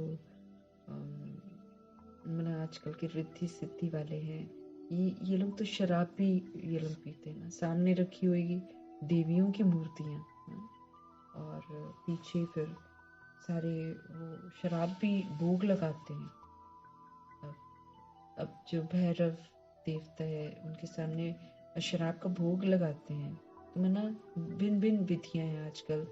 तो साईं बाबा का भी रखते हैं। बाबा कहते हैं कितने ढेर चित्र बना रखे हैं। कोई क्राइस्ट का चित्र है रखते हैं, तो कोई साईं बाबा का चित्र रखते हैं। कोई मुसलमानों को भी गुरु करते हैं, फिर वहाँ जाकर शराब की महफिल भी करते हैं। बाप कहते कितना अज्ञान अंधियारा छाया हुआ है। ये सब है भक्ति मार्ग का अंधियारा। संग की बहुत संभाल रखनी है, अभी हमें ना संग सही रखना है, नहीं तो कई आ जाएंगे ना जो हमको उल्टी बातें बोलकर वहम भी डाल देंगे, छुड़ा भी देंगे। तो हमें बुरा संग करना ही नहीं है, हमें ते अभिमान का संग नहीं करना है। अब सपोज करो कोई आत्मा कुछ बैड बिहेव कर रही है, ठीक है ना, वो रावण के वशीभूत कोई कर्मा कर रही है, तो उस वक्त को वो क्या है, दे अभिमान में। अगर हम उसको देखकर रिएक्ट कर जाते हैं तो माना फिर मैं संग दोष में आ गई, मैंने दे अभिमान का संग कर लिया। वो आत्मा उस समय परवश है, वो आत्मा उस समय दे अभिमान में है, तो फिर मैंने किसका संग कर लिया, दे अभिमान का संग कर लिया। तो फिर क्या हो जाता है, दुर्गति में चले जाते हैं। तो संग का बड़ा संभाल रखनी है। कोई कुछ भी करे, हमें किस में रहना है, प्रभु ने बोला आत्मा समझो और अपने स्वस्थिति में रहो। तो संग की बहुत संभाल रखनी। कई लोग प्रभु का ज्ञान नहीं पढ़ते हैं, चिंतन नहीं करते हैं, तो मेरे को उसका साथ नहीं करना है ना। तो संग की बहुत संभाल रखनी है। कहा भी जाता है संग तारे कुसंग बोरे। कुसंग क्या है, माया के 5 विकार, संभाल रखनी है। कहा भी जाता है संग क्या करता है, हमको तार देता है, और कुसंग हमें डुबो देता है।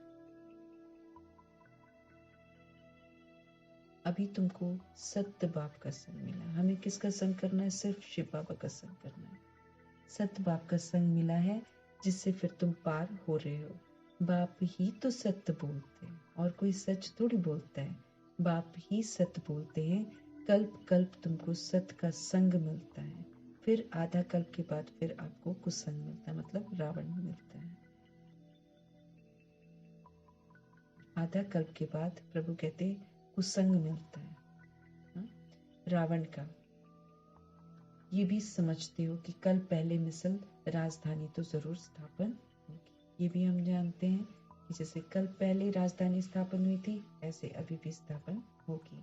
तुम विश्व के मालिक जरूर बनेंगे। यहाँ तो पार्टीशन होने के कारण कितने झगड़े होते हैं, मेरा तेरा उसका इसका ऐसा करते ना। वहाँ तो है ही एक धर्म, वहाँ है ही एक धर्म, पवित्रता का धर्म। विश्व में शांति थी जबकि अद्वैत देवताओं का राज्य था ना, और कोई नहीं था वहाँ पर। द्वैत राज्य होता है तो फिर 2 तरह के राज्य होते हैं, लेकिन वहाँ तो है ही देवता, इसलिए अद्वैत है। तो वहाँ पर विश्व में शांति थी, एक ही धर्म था वहाँ पर, पवित्रता। वहाँ अशांति कहाँ से आई, वो है ही ईश्वरीय राज्य, प्रभु ने स्थापन किया राज्य है। ईश्वरीय राज्य में जो है कि कभी भी किसी भी तरीके का विकार या हिंसा नहीं होती है। तो प्रभु कहते हैं वहाँ एक ही धर्म था, अद्वैत देवताओं का राज्य था, वहाँ अशांति कहाँ से आई, वो है ही ईश्वरीय राज्य। स्पिरिचुअल नॉलेज से परमात्मा ने किंगडम स्थापन की है। स्पिरिचुअल नॉलेज है ना, स्पिरिट की नॉलेज, आत्मा की नॉलेज। स्पिरिचुअल नॉलेज से परमात्मा ने किंगडम स्थापन की है, तो जरूर वहाँ सुख होगा ना। बाप का बच्चों पर प्यार होता है ना। बाप कहते हैं मैं जानता हूँ तुमको कितने धक्के खाने पड़ते हैं, समझते हैं भगवान कोई ना कोई रूप में आ जाएगा। कभी बैल पर सवारी भी दिखाते हैं, तो अब बैल पर कभी सवारी होती है क्या। अब निराकार परमपिता परमात्मा अगर बैल पर सवारी करके आएंगे तो कैसे बात करेंगे हमारे साथ, उनको तो शरीर रूपी इंस्ट्रूमेंट चाहिए बात करने के लिए। तो वो ये जो बीच में कहानियां बना देते हैं ना, बीच में बाबा कहते हैं अपने मन से कि बैल पर सवारी करते हैं। अब जैसे नंदीगण दिखाते हैं मंदिरों में शिवलिंग के पास है ना, और वो समझते हैं कि शिव जो है ना इस पर आते हैं। अब नंदीगण कौन है, वो ब्रह्मा जी हैं, लेकिन किस रूप में दिखा दिया, बैल के रूप में दिखा दिया। तो ये जो कंफ्यूजन है, इसी से प्रभु हम आत्मा को बाहर निकालते हैं। तो बाप का बच्चों पर प्यार होता है ना। बाप कहते हैं मैं जानता हूँ तुमको कितने धक्के खाने पड़ते हैं, समझते भी हैं कि भगवान कोई ना कोई रूप में आ जाएगा। कब बैल पर सवारी भी दिखाते हैं। तो अब बैल पर कभी सवारी होती है क्या? कितना यहाँ पर अंधियारा है। तो तुम बच्चे अब सबको बताओ कि बाप सबको वर्षा देने के लिए आए हुए हैं। हमको सभी को बताना, नहीं तो अंत में परेशान कर देंगी आत्माएं कि तुमने मुझे नहीं बताया, तुमने मुझे नहीं बताया। तो अपने संबंध संपर्क वालों को तो खास तौर पे जाकर बता देना चाहिए, लेकिन युक्ति से, प्रभु की याद में रहकर बताना चाहिए, आत्मिक स्थिति में स्थित रहकर बताना चाहिए। तो कितना अंधियारा है। तो तुम बच्चे जो हो ना, अब सबको बताओ कि बाप सबको वर्षा देने के लिए आए हुए हैं। ब्रह्मा द्वारा नई दुनिया की स्थापना हो रही है। बाबा हमेशा बड़ के झाड़ का मिसाल देते हैं, बरगद का जो पेड़ होता है ना, उसका मिसाल देते हैं। वैसे इनका जो फाउंडेशन है वही फिर से स्थापना कर रहे हैं, है ना।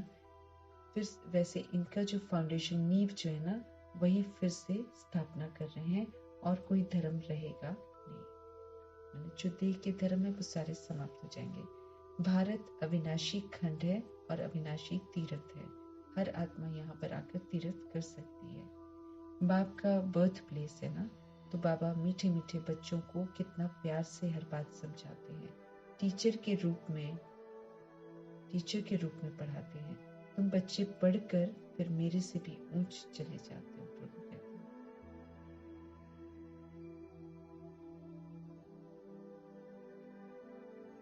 प्रभु कह रहे हैं कि बाबा मीठे मीठे बच्चों को कितना प्यार से समझाते हैं, टीचर के रूप में पढ़ाते हैं। तुम बच्चे फिर पढ़कर मेरे से भी ऊंच चले जाते हो। मैं तो राजाई लेता नहीं हूँ। तुमने मुझे कभी स्वर्ग में बुलाया है क्या कि आओ मैं तुमको स्वर्ग में आना, कि आओ मैं तुमको स्वर्ग में भेज देता हूँ। कितना मजे का खेल है। हम थोड़ी बुलाते हैं प्रभु को स्वर्ग में। प्रभु कहते तुमने मुझे कभी स्वर्ग में बुलाया है क्या कि आओ, मैं तो तुमको स्वर्ग में भेज देता हूँ, तो तुम थोड़ी मुझे बुलाते हो। कितना मजे का खेल है। बाप कहते हैं अच्छा बच्चे जीते रहो, इस ज्ञान में जीते रहो, इसमें मरना नहीं है, सदा ज्ञान में रहना है, इन्हीं के बीच में छोड़ देना है।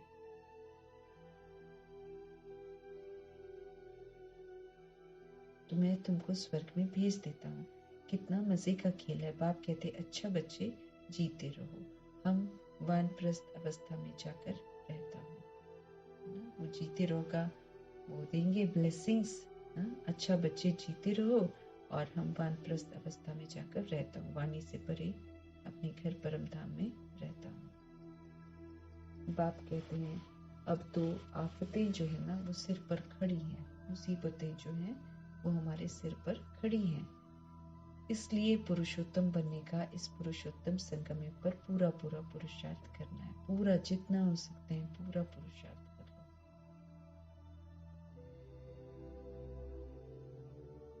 बाप कहते हैं अब तो आफतें जो हैं वो सिर पर खड़ी हैं, इसलिए पुरुषोत्तम बनने के इस पुरुषोत्तम संगम में पूरा पूरा पुरुषार्थ करना है।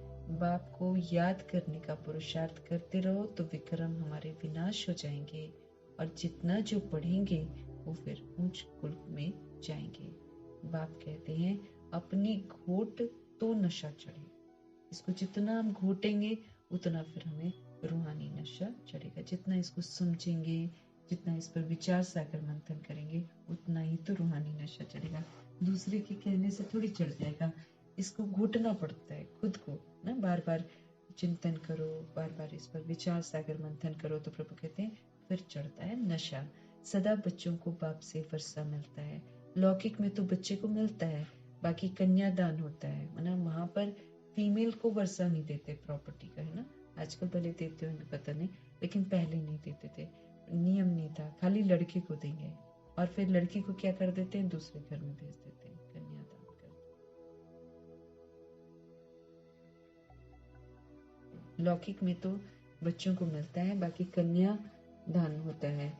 यहाँ तो सब आत्माओं को वर्षा मिलता है। यहाँ पर ऐसा नहीं है कि मेल शरीर में आत्मा है उसको मिलेगा, फीमेल शरीर में आत्मा है उसको नहीं मिलेगा, छोटे को नहीं मिलेगा, बड़े को नहीं, ऐसा नहीं है यहाँ पर। यहाँ तो सबको मिलता है, प्रभु सभी को वर्षा देते हैं।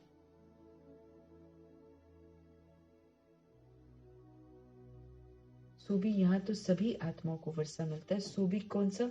बेहद का, अनलिमिटेड वर्षा, जो चाहो ले सकते हैं, बेहद का वर्षा। तो इस पर पूरा ध्यान देना चाहिए। बेहद अनलिमिटेड वर्षा, तो पूरा ध्यान देंगे तभी तो मिलेगा। तो इस पर पूरा ध्यान देना चाहिए। भगवान पढ़ाते हैं, एक दिन भी मिस नहीं करना चाहिए पढ़ाई को। प्रभु पढ़ाते हैं, इसको कभी भी मिस नहीं करना चाहिए, और पढ़ना भी पूरा ध्यान से। यहाँ तो सभी आत्माओं को वर्षा मिलता है, सो भी बेहद का मिलता है। तो इस पर पूरा ध्यान देना चाहिए। भगवान पढ़ाते हैं, एक दिन भी मिस नहीं करना चाहिए। बाबा को कहे कि मुझे फुर्सत नहीं है, अरे आत्मा को फुर्सत नहीं है मेरे से पढ़ने के लिए, ये कहने में शर्म नहीं आती है क्या? जो आत्माएं कह देती ना, मेरे पास टाइम नहीं, मेरे पास टाइम नहीं, मेरे पास टाइम नहीं, प्रभु उनसे पूछते हैं,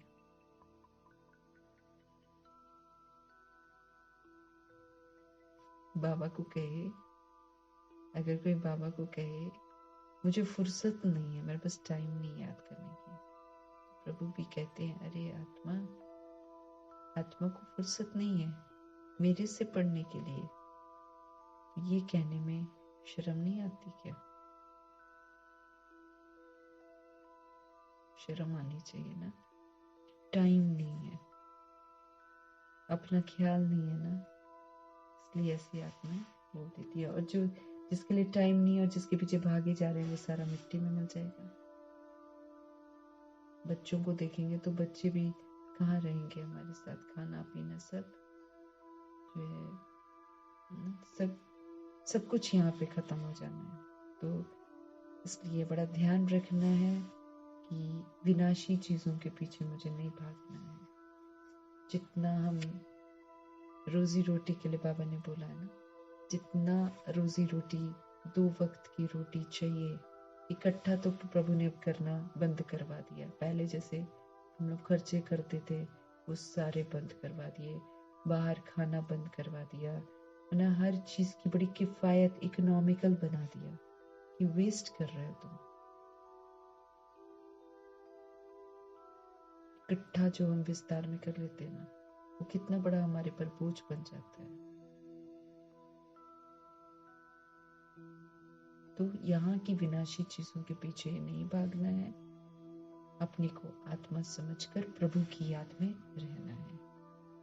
प्रभु को कभी नहीं कहना है कि मुझे फुर्सत नहीं है, या फिर हम भूल जाते हैं ये कहना ना, क्या कहें उसके लिए। फिर प्रभु कहते हैं ना, शर्म नहीं आती है? कभी कभी बाबा ऐसा बोलते हैं क्योंकि उनको लगता है कि ये लोग गंभीर नहीं है, इनको मालूम नहीं है कि इनका कितना नुकसान हो जाएगा। प्रभु को बड़ा होना रहता है ना कि मेरे बच्चे राजाई का वर्षा ले। अच्छा, मीठे मीठे सिखिलते बच्चों प्रति माता पिता बाप दादा का याद, प्यार और गुड मॉर्निंग। रूहानी बाप की रूहानी बच्चों को नमस्ते। हम रूहानी बच्चों के भी रूहानी बाप को तहे दिल से, स्नेह से, प्यार से नमस्ते।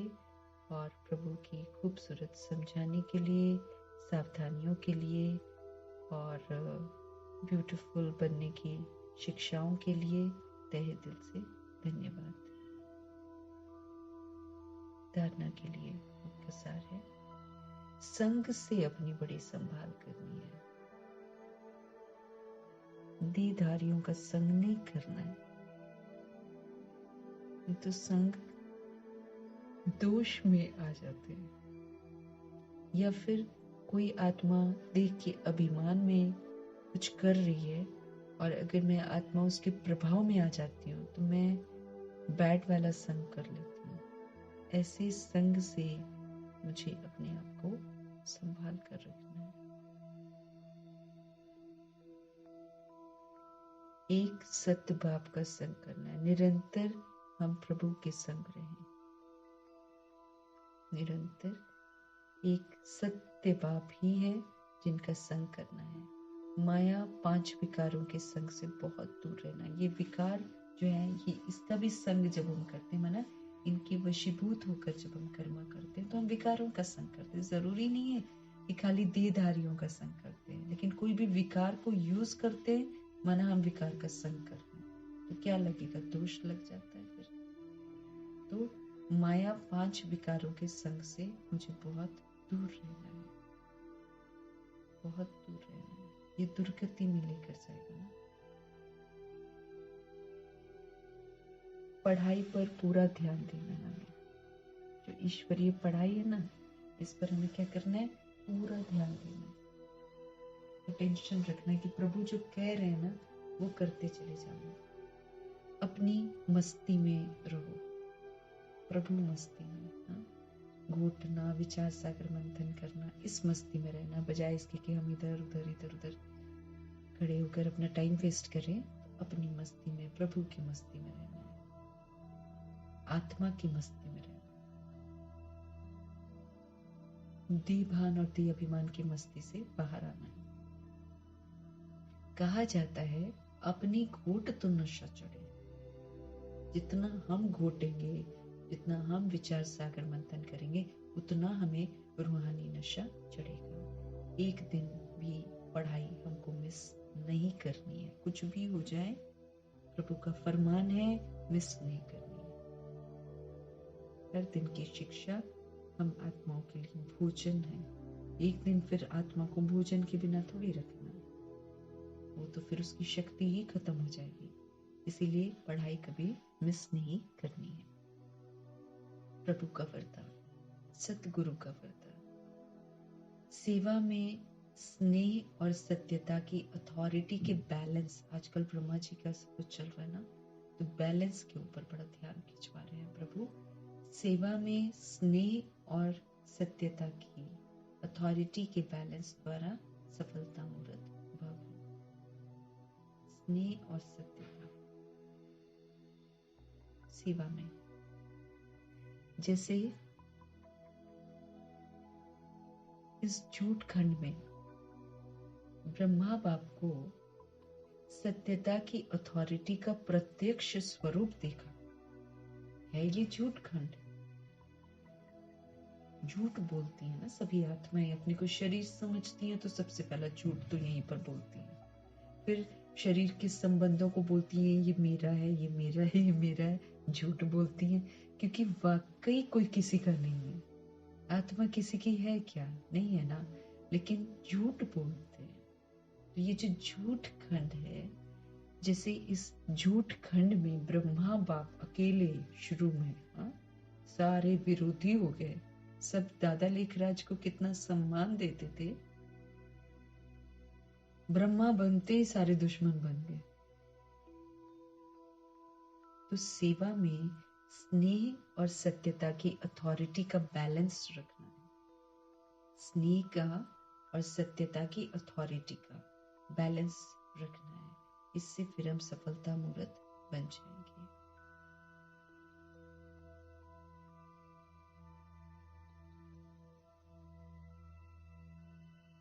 तो जैसे इस झूठ खंड में ब्रह्मा बाप को सत्यता की अथॉरिटी का प्रत्यक्ष स्वरूप देखा, सबने देखा।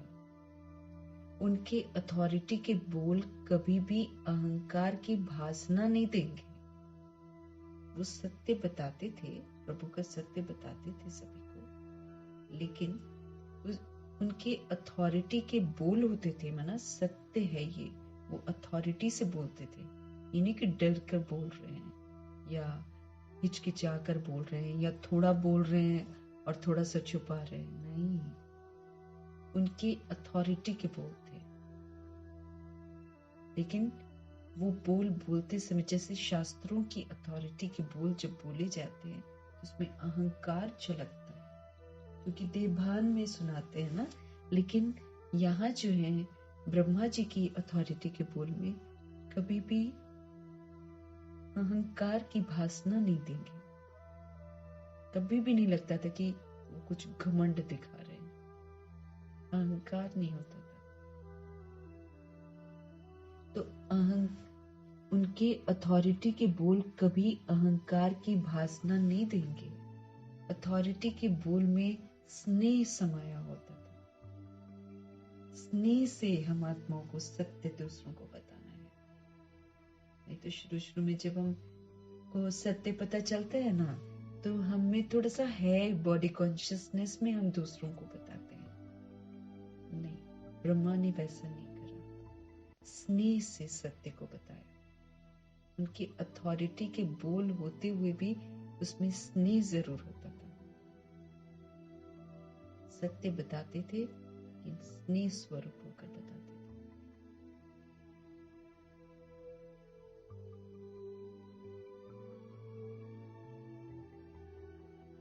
तो अथॉरिटी के बोल में स्नेह समाया हुआ है। अथॉरिटी के बोल सिर्फ प्यारे नहीं, प्रभावशाली होते हैं। हम बता रहे हैं, समझते रहे प्रभु कि अथॉरिटी के बोल जो होते हैं ना, वो सिर्फ प्यारे नहीं होते हैं, लेकिन इफेक्ट डालने वाले भी होते हैं, प्रभावशाली भी होते हैं। तो फॉलो फादर करो। स्नेह और अथॉरिटी, निर्माणता और महानता दोनों साथ साथ दिखाई दे।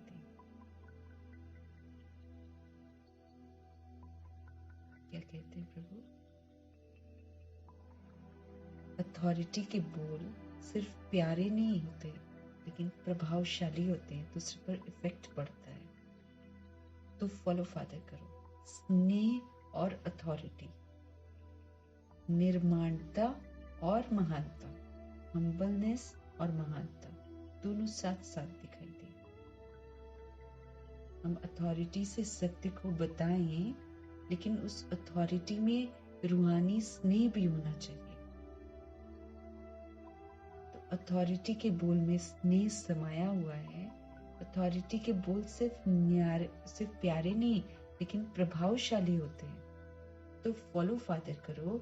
स्नेह और अथॉरिटी, स्नेह भी और अथॉरिटी भी, निर्माणता भी और महानता भी, ये दोनों साथ साथ दिखाई देने चाहिए। हम्बलनेस भी और महानता भी। वर्तमान समय सेवा जब हम करते हैं, तो ये बैलेंस को अंडरलाइन करो, तो सफलता मूर्त हो जाएगी। अगर हम सेवा करते हैं और सेवा में हम आत्माओं को सक्सेस चाहिए, तो प्रभु कहते हैं कि बैलेंस रखने को अंडरलाइन करो। सेवा करते समय स्नेह से सब बातें बतानी है। अथॉरिटी तो है, सत्यता की अथॉरिटी है, लेकिन सत्यता की अथॉरिटी को स्नेह से बताना है, इसका ध्यान रखना है। अथॉरिटी के बोल हैं प्रभु के, वही सुनाने हैं, लेकिन अफेक्शन, आत्मा का अफेक्शन, मैं आत्मा दूसरी सोल आत्मा भाई को समझा रही हूँ, स्नेह।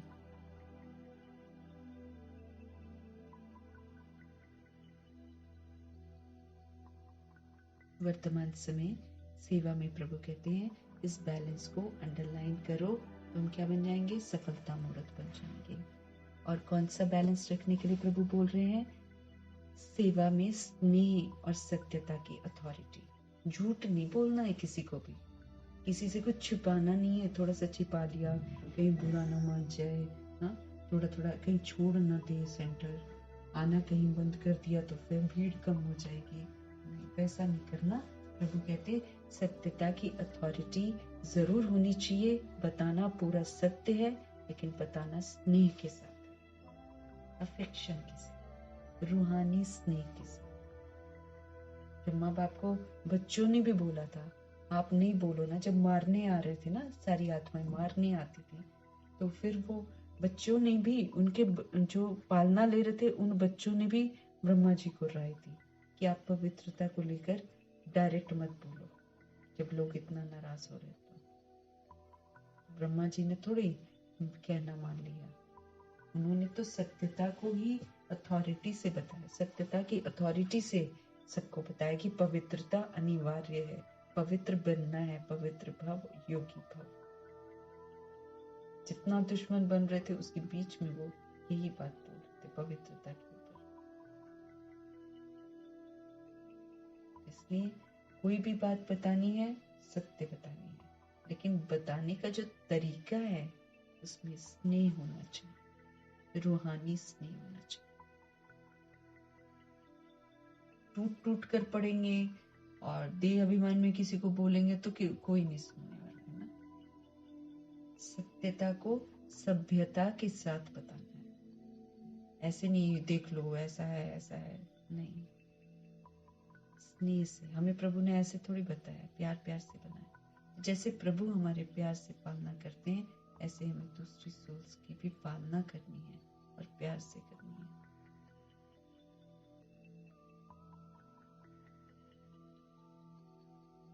तो बैलेंस।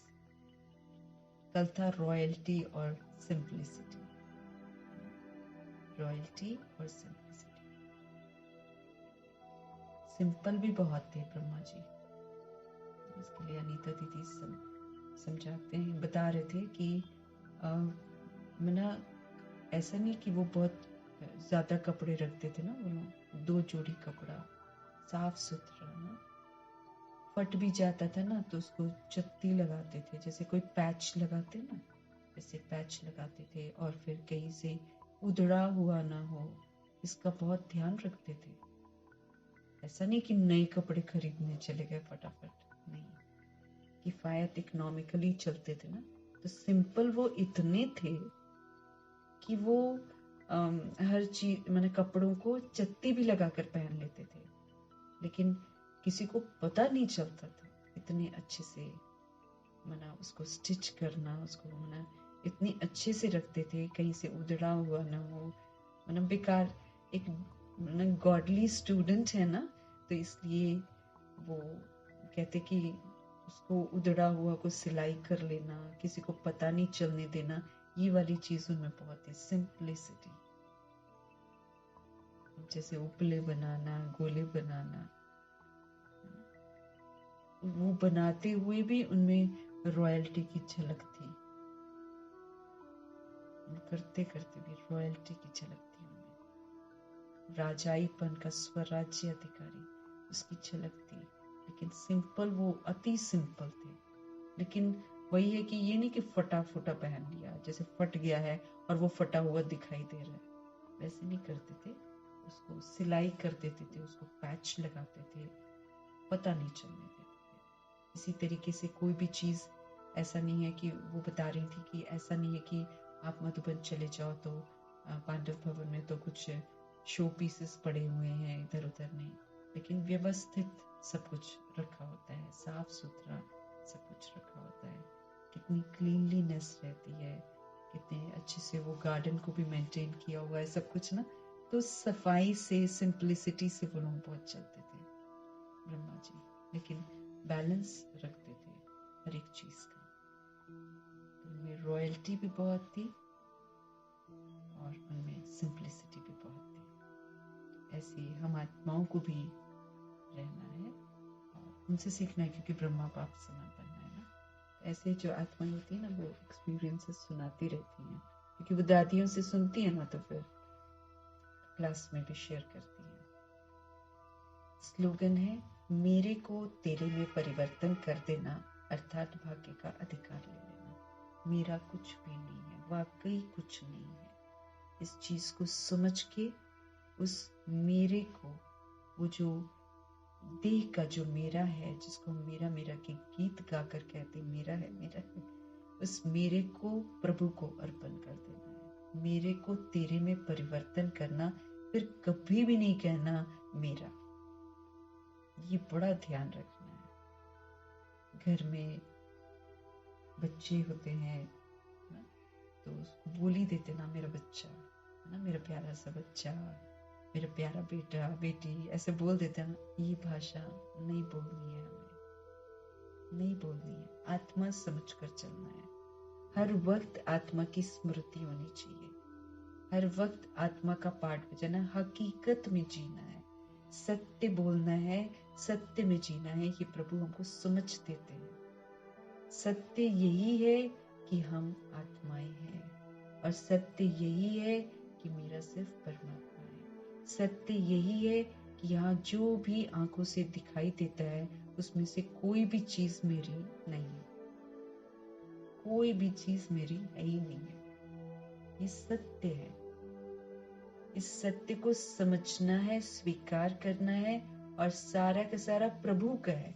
हाँ, जो घर में बच्चे हैं या रिश्ते हैं, वो जो शरीर में आत्मा है, वो किसकी अमानत है? प्रभु की ही तो वो अमानत है, क्योंकि वो भी प्रभु का ही बच्चा है। हम देह को छोड़ दें, हम देह को थोड़ी देर के लिए हटा दें, तो वो जो देह को चला रही है, वो देह थोड़ी चलाती है किसी को। वो देह को चलाने वाली जो अंदर बैठी है, भले वो हमारे घर में आई है, चाहे जन्म लिया है, हमने उसको जन्म दिया है किसी तरीके से, है ना। आत्मा को तो जन्म नहीं देते हैं, लेकिन वो शरीर के द्वारा जो जन्म में आती है, वो अगर हमने दिया है, लेकिन वो जो सोल है अंदर, वो तो वाकई प्रभु की अमानत है। वो मेरी है ही नहीं है। हम न जाने दुनिया में कितनों को मेरा कह चुके हैं, कौन सा मेरा मेरे साथ है। और जब मैं शरीर छोड़ूंगी तो मेरा कौन रहेगा जो मेरे साथ जाएगा? कोई दैहिक रिश्ता थोड़ी जाता है। दैहिक रिश्ता देह को जलाने के लिए जाता है। देह जल गई, खत्म रिश्ता। फिर वहीं पर फिर सोल दूसरी जर्नी पर जाती है। तो समझ से ये जो मैं है और ये जो मेरा है, ये प्रभु को अर्पण कर देना है दिल से, बुद्धि से।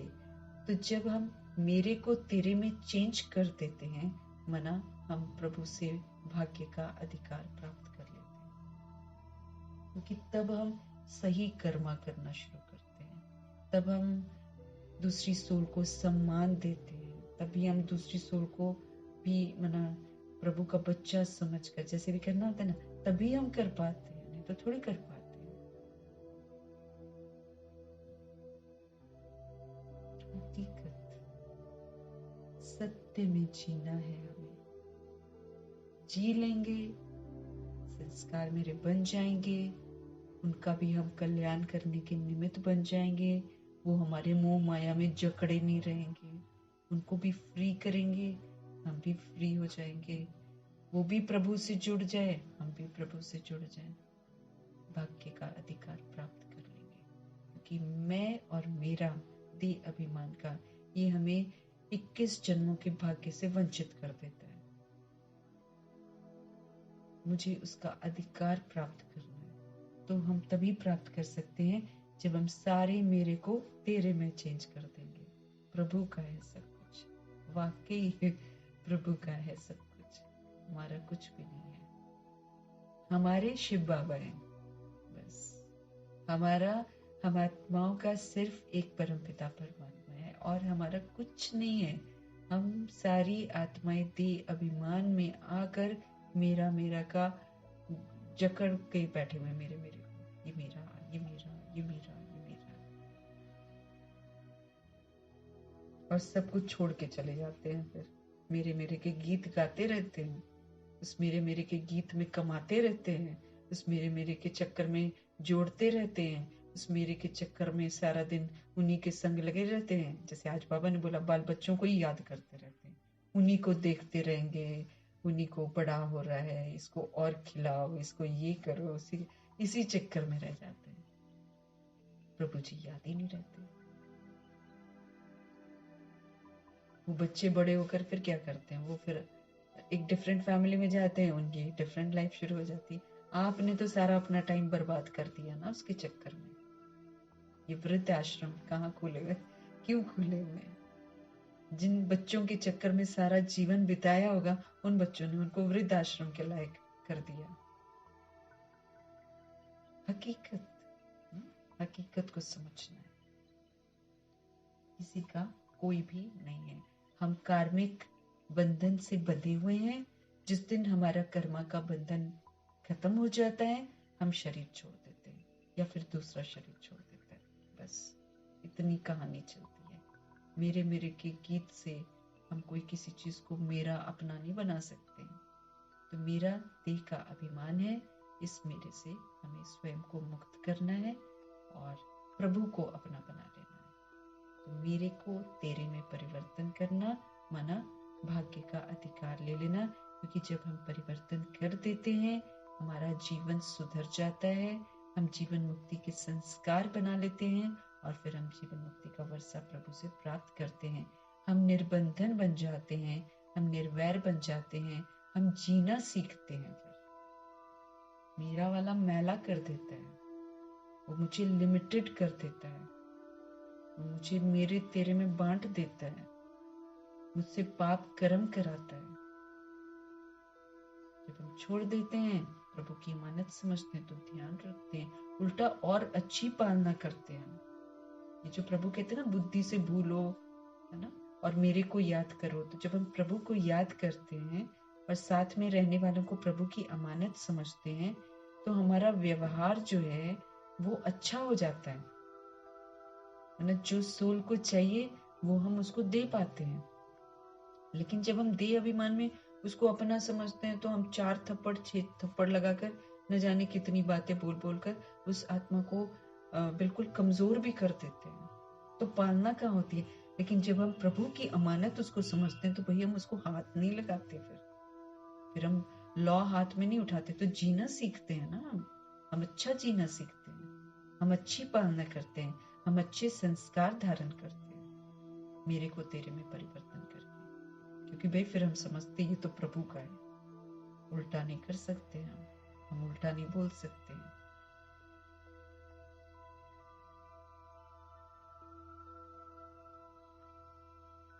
तो कैसी कैसी भाषा यूज करते हैं।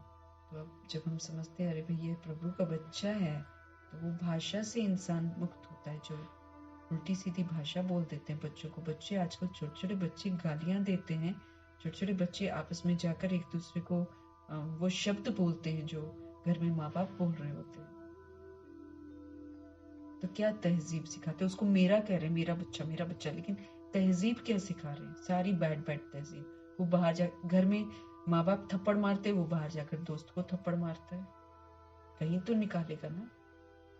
तो क्या सिखाते हैं, सब कुछ उल्टा सिखाते हैं। तब जब हम मैं और मेरा समझते हैं। जब हम तेरा समझेंगे, प्रभु का समझेंगे, तो फिर प्रभु की श्रीमत के प्रमाण उसकी पालना करेंगे, उसको स्वमान में देखेंगे, उसको सम्मान देंगे। अब देखो जैसे बाबा हमको सिखाते, छोटे छोटे शरीर में भी आत्मा को आपने सम्मान देना है, आपने उसको स्वमान में देखना है। वो एक सोल है, वो प्रभु का बच्चा है, उस दृष्टि से उसको देखना है। तो कितना ना हमारी जीवन शैली ही बदल जाती है। फिर हमारे में देवताई संस्कार आ जाते हैं, फिर हम उसको बच्चा नहीं समझेंगे, फिर हम उसको प्रभु की अमानत समझेंगे। नहीं तो बच्चा समझने से हम उस पर हुक्म चलाते हैं, उसको दबाने की कोशिश करते हैं। तो प्रभु विधि पूर्वक हम आत्माओं को सही दिशा में चलने की समझ देते हैं। तो मेरे को तेरे में परिवर्तन करके अपने भाग्य का अधिकार प्रभु से लेना है। अव्यक्त साइलेंस द्वारा डबल लाइट फरिश्ता स्थिति का अनुभव करो। होमवर्क मिल रहा है ना, ब्रह्मा जी का स्मृति दिवस, समर्थी दिवस आ रहा है, तो फिर हम आत्माओं को होमवर्क उसी के अनुसार दिया जा रहा है। अव्यक्त साइलेंस द्वारा डबल लाइट फरिश्ता स्थिति का अनुभव करो। पहले अपनी देह के लगाव को खत्म करो, इससे भी बड़ा लगाव है, देह के बारे में बड़ा सोचते हैं। फिर हम हिसाब किताब चुक तो नहीं कर पाएंगे। जो कर्म भोग आएगा ना, अगर हम देह के लगाव में रहेंगे तो हम कर्म भोग चुक तो नहीं कर पाएंगे। देह के लगाव में रहेंगे तो देह के बारे सोच सोच कर दैहिक चीजें खाते रहेंगे, जो कि प्रभु के अनुसार मना है, जो योगी बनने नहीं देती मुझे। भारी खाना और फिर देह को ही देखते रहना, देह को निहारते रहना। आजकल कितना वो हो गया है कि देह को निहारते हैं, और फिर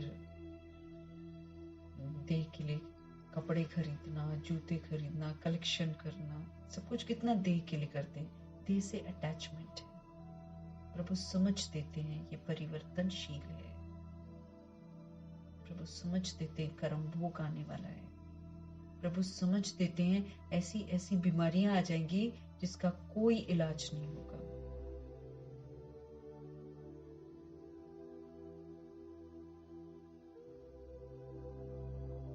स्किन की बड़ी सारी बीमारियां शुरू हो जाएंगी। कई जगह स्किन उतर जाएगी। अभी तो बेखबर होकर सब खा पी रहे हैं ना, तो सब तो केमिकल वाला आ रहा है, पता नहीं कौन कौन से केमिकल डालते हैं, हमको तो नहीं पता।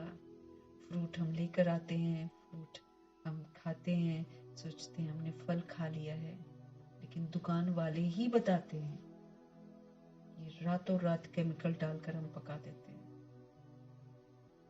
पूरे के पूरे केले कमरे में रखते हैं, साथ में केमिकल का पैकेट में डालकर केमिकल, मतलब वो केमिकल ऐसा है कि पैकेट में बंद है वो, उसको बस रख दो फ्रूट के साथ, सुबह तक पका हुआ मिलेगा।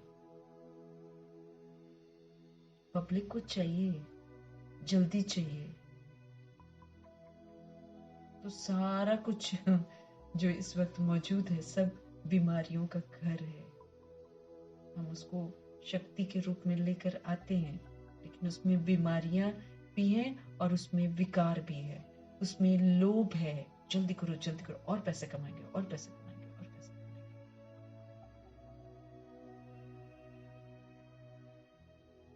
जैसे चाइना वालों ने दूध का पाउडर निकाला है, छोटा सा पैकेट है,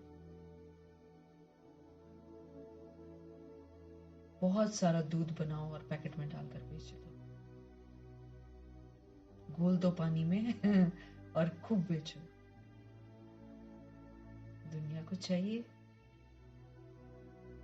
खुदा न जाने कैसे पनीर बनता होगा, क्योंकि पनीर के लोग दीवाने हैं इस समय।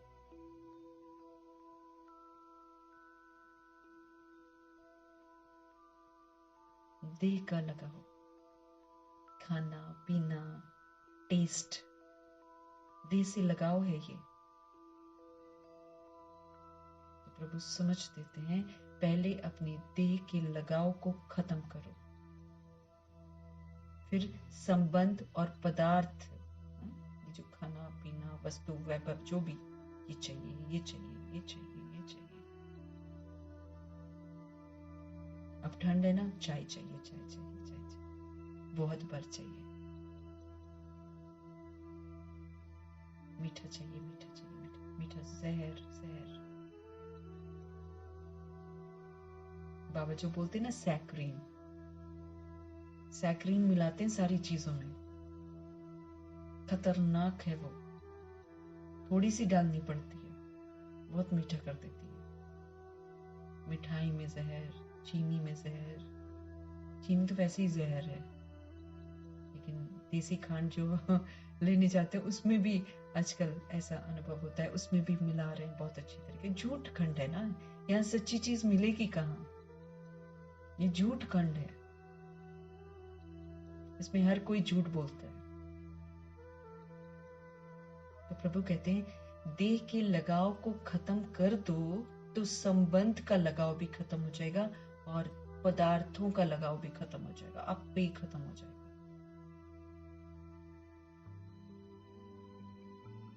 कितनी वीडियोस हैं, आपका ये दर्द दे रहा है, आपका वो दर्द दे रहा है, अच्छा आप ये खाओ आप ये खाओ आप ये खाओ आप ये खाओ आप ये खाओ, दुनिया भर के वीडियोस हैं और दुनिया लगी हुई खाने, ये लाओ वो लाओ वो लाओ वो लाओ। उतनी कमजोर भी होती जा रही है, खाते हुए भी दुखते हैं शरीर, खाते हुए भी।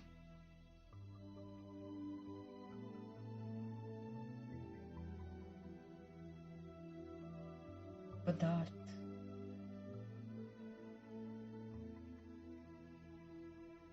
इससे लगाओ। से हमारी लैंडलेडी जो है ना, लैंडलॉर्ड वो जो है, वो नहीं खाते थे प्याज लहसुन पहले, शी टोल्ड मी, मैं नहीं खाती थी, लेकिन मैं खाने लग गई क्योंकि डॉक्टर ने बोला ये खाने से फिर आपके गोड्डे दुखेंगे नहीं। छोड़ नहीं खाती थी वो बचपन से, अपने ससुराल में आकर कहीं से पता चला ये खाने से, ससुराल वाले खाते होंगे, ये खाने से गोड्डे ठीक रहते, वो खाने लग गई। देह से लगाओ, गोड्डे तो फिर भी दुखते हैं। करोड़ों की आबादी लहसुन प्याज खाती है, गोड्डे तो फिर भी दुख रहे। हमें इससे ऊपर उठना है।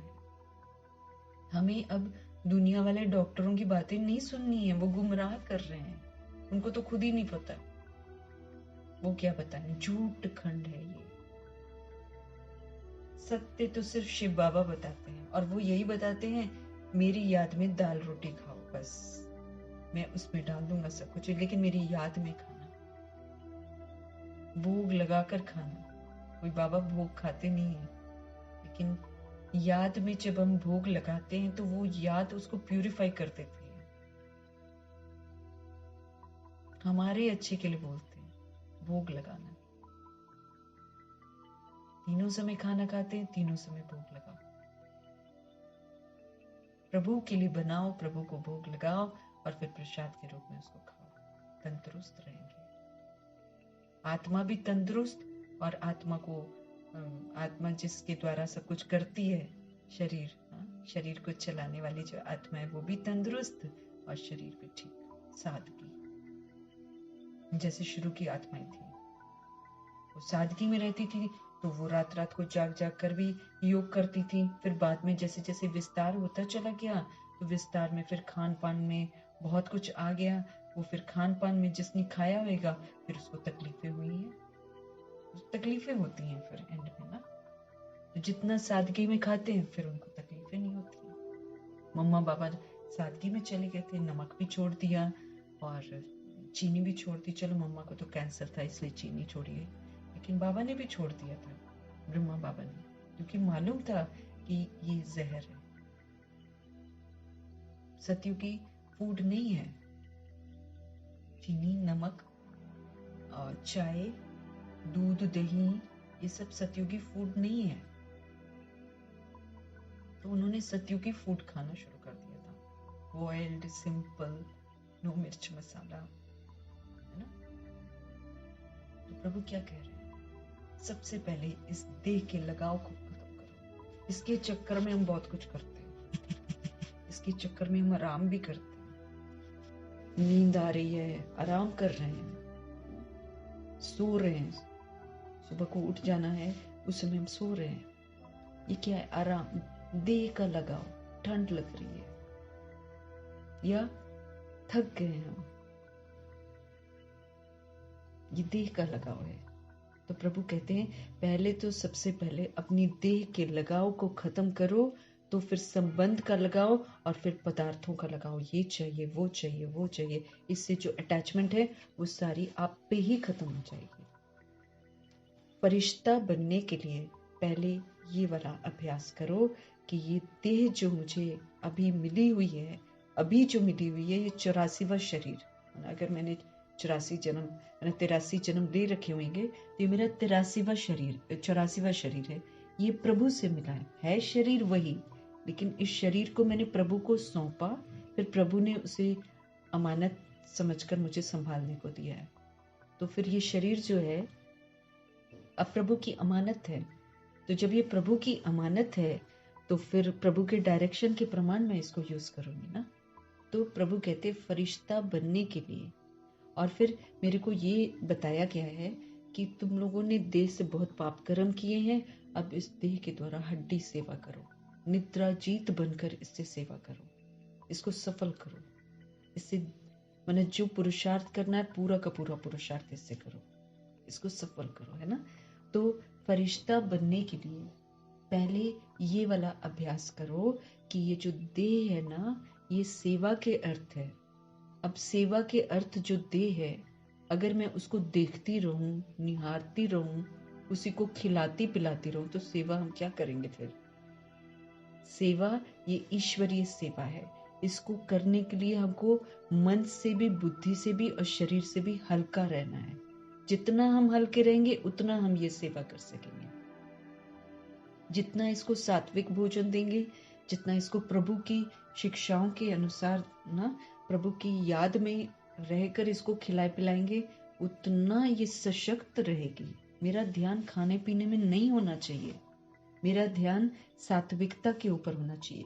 सिंपल सा तुरंत बनाया तुरंत खाया बिना तड़के के, तो हम जागृत अवस्था में रहेंगे, एक्टिव रहेंगे। ऐसे सबूत हैं बहुत सारे।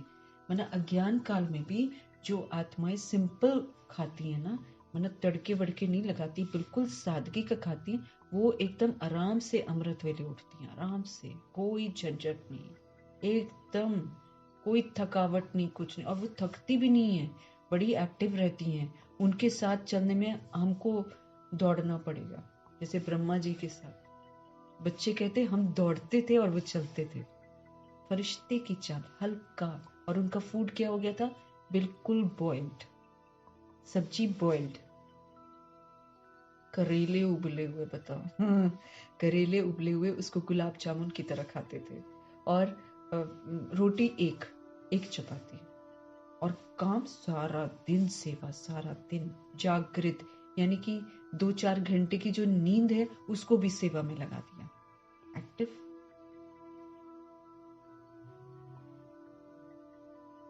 आज के समय में डॉक्टर सचिन एक्टिव, पूछो उनसे। उनकी क्लास है, कोई ना कोई ढूंढो, उसमें पूरा वो थकते ही नहीं है। एकदम 3 बजे शांति स्तंभ पर, तो 2 बजे तो उठते ही होंगे ना, 3 बजे शांति स्तंभ पर, ठंड हो गर्मी हो मौजूद रहते हैं। अगर मधुबन में है तो, अगर कहीं और गए तो अलग बात है, वहाँ मौजूद होते हैं। 5 बजे क्लास करा रहे होते हैं, उसके बाद अपना भोजन बनाते हैं, और फिर उसके बाद अपने जहाँ भी ग्लोबल में है वहाँ जाते हैं, अपनी ड्यूटी निभाते हैं, नो थकावट, सेवाओं पर रहते हैं।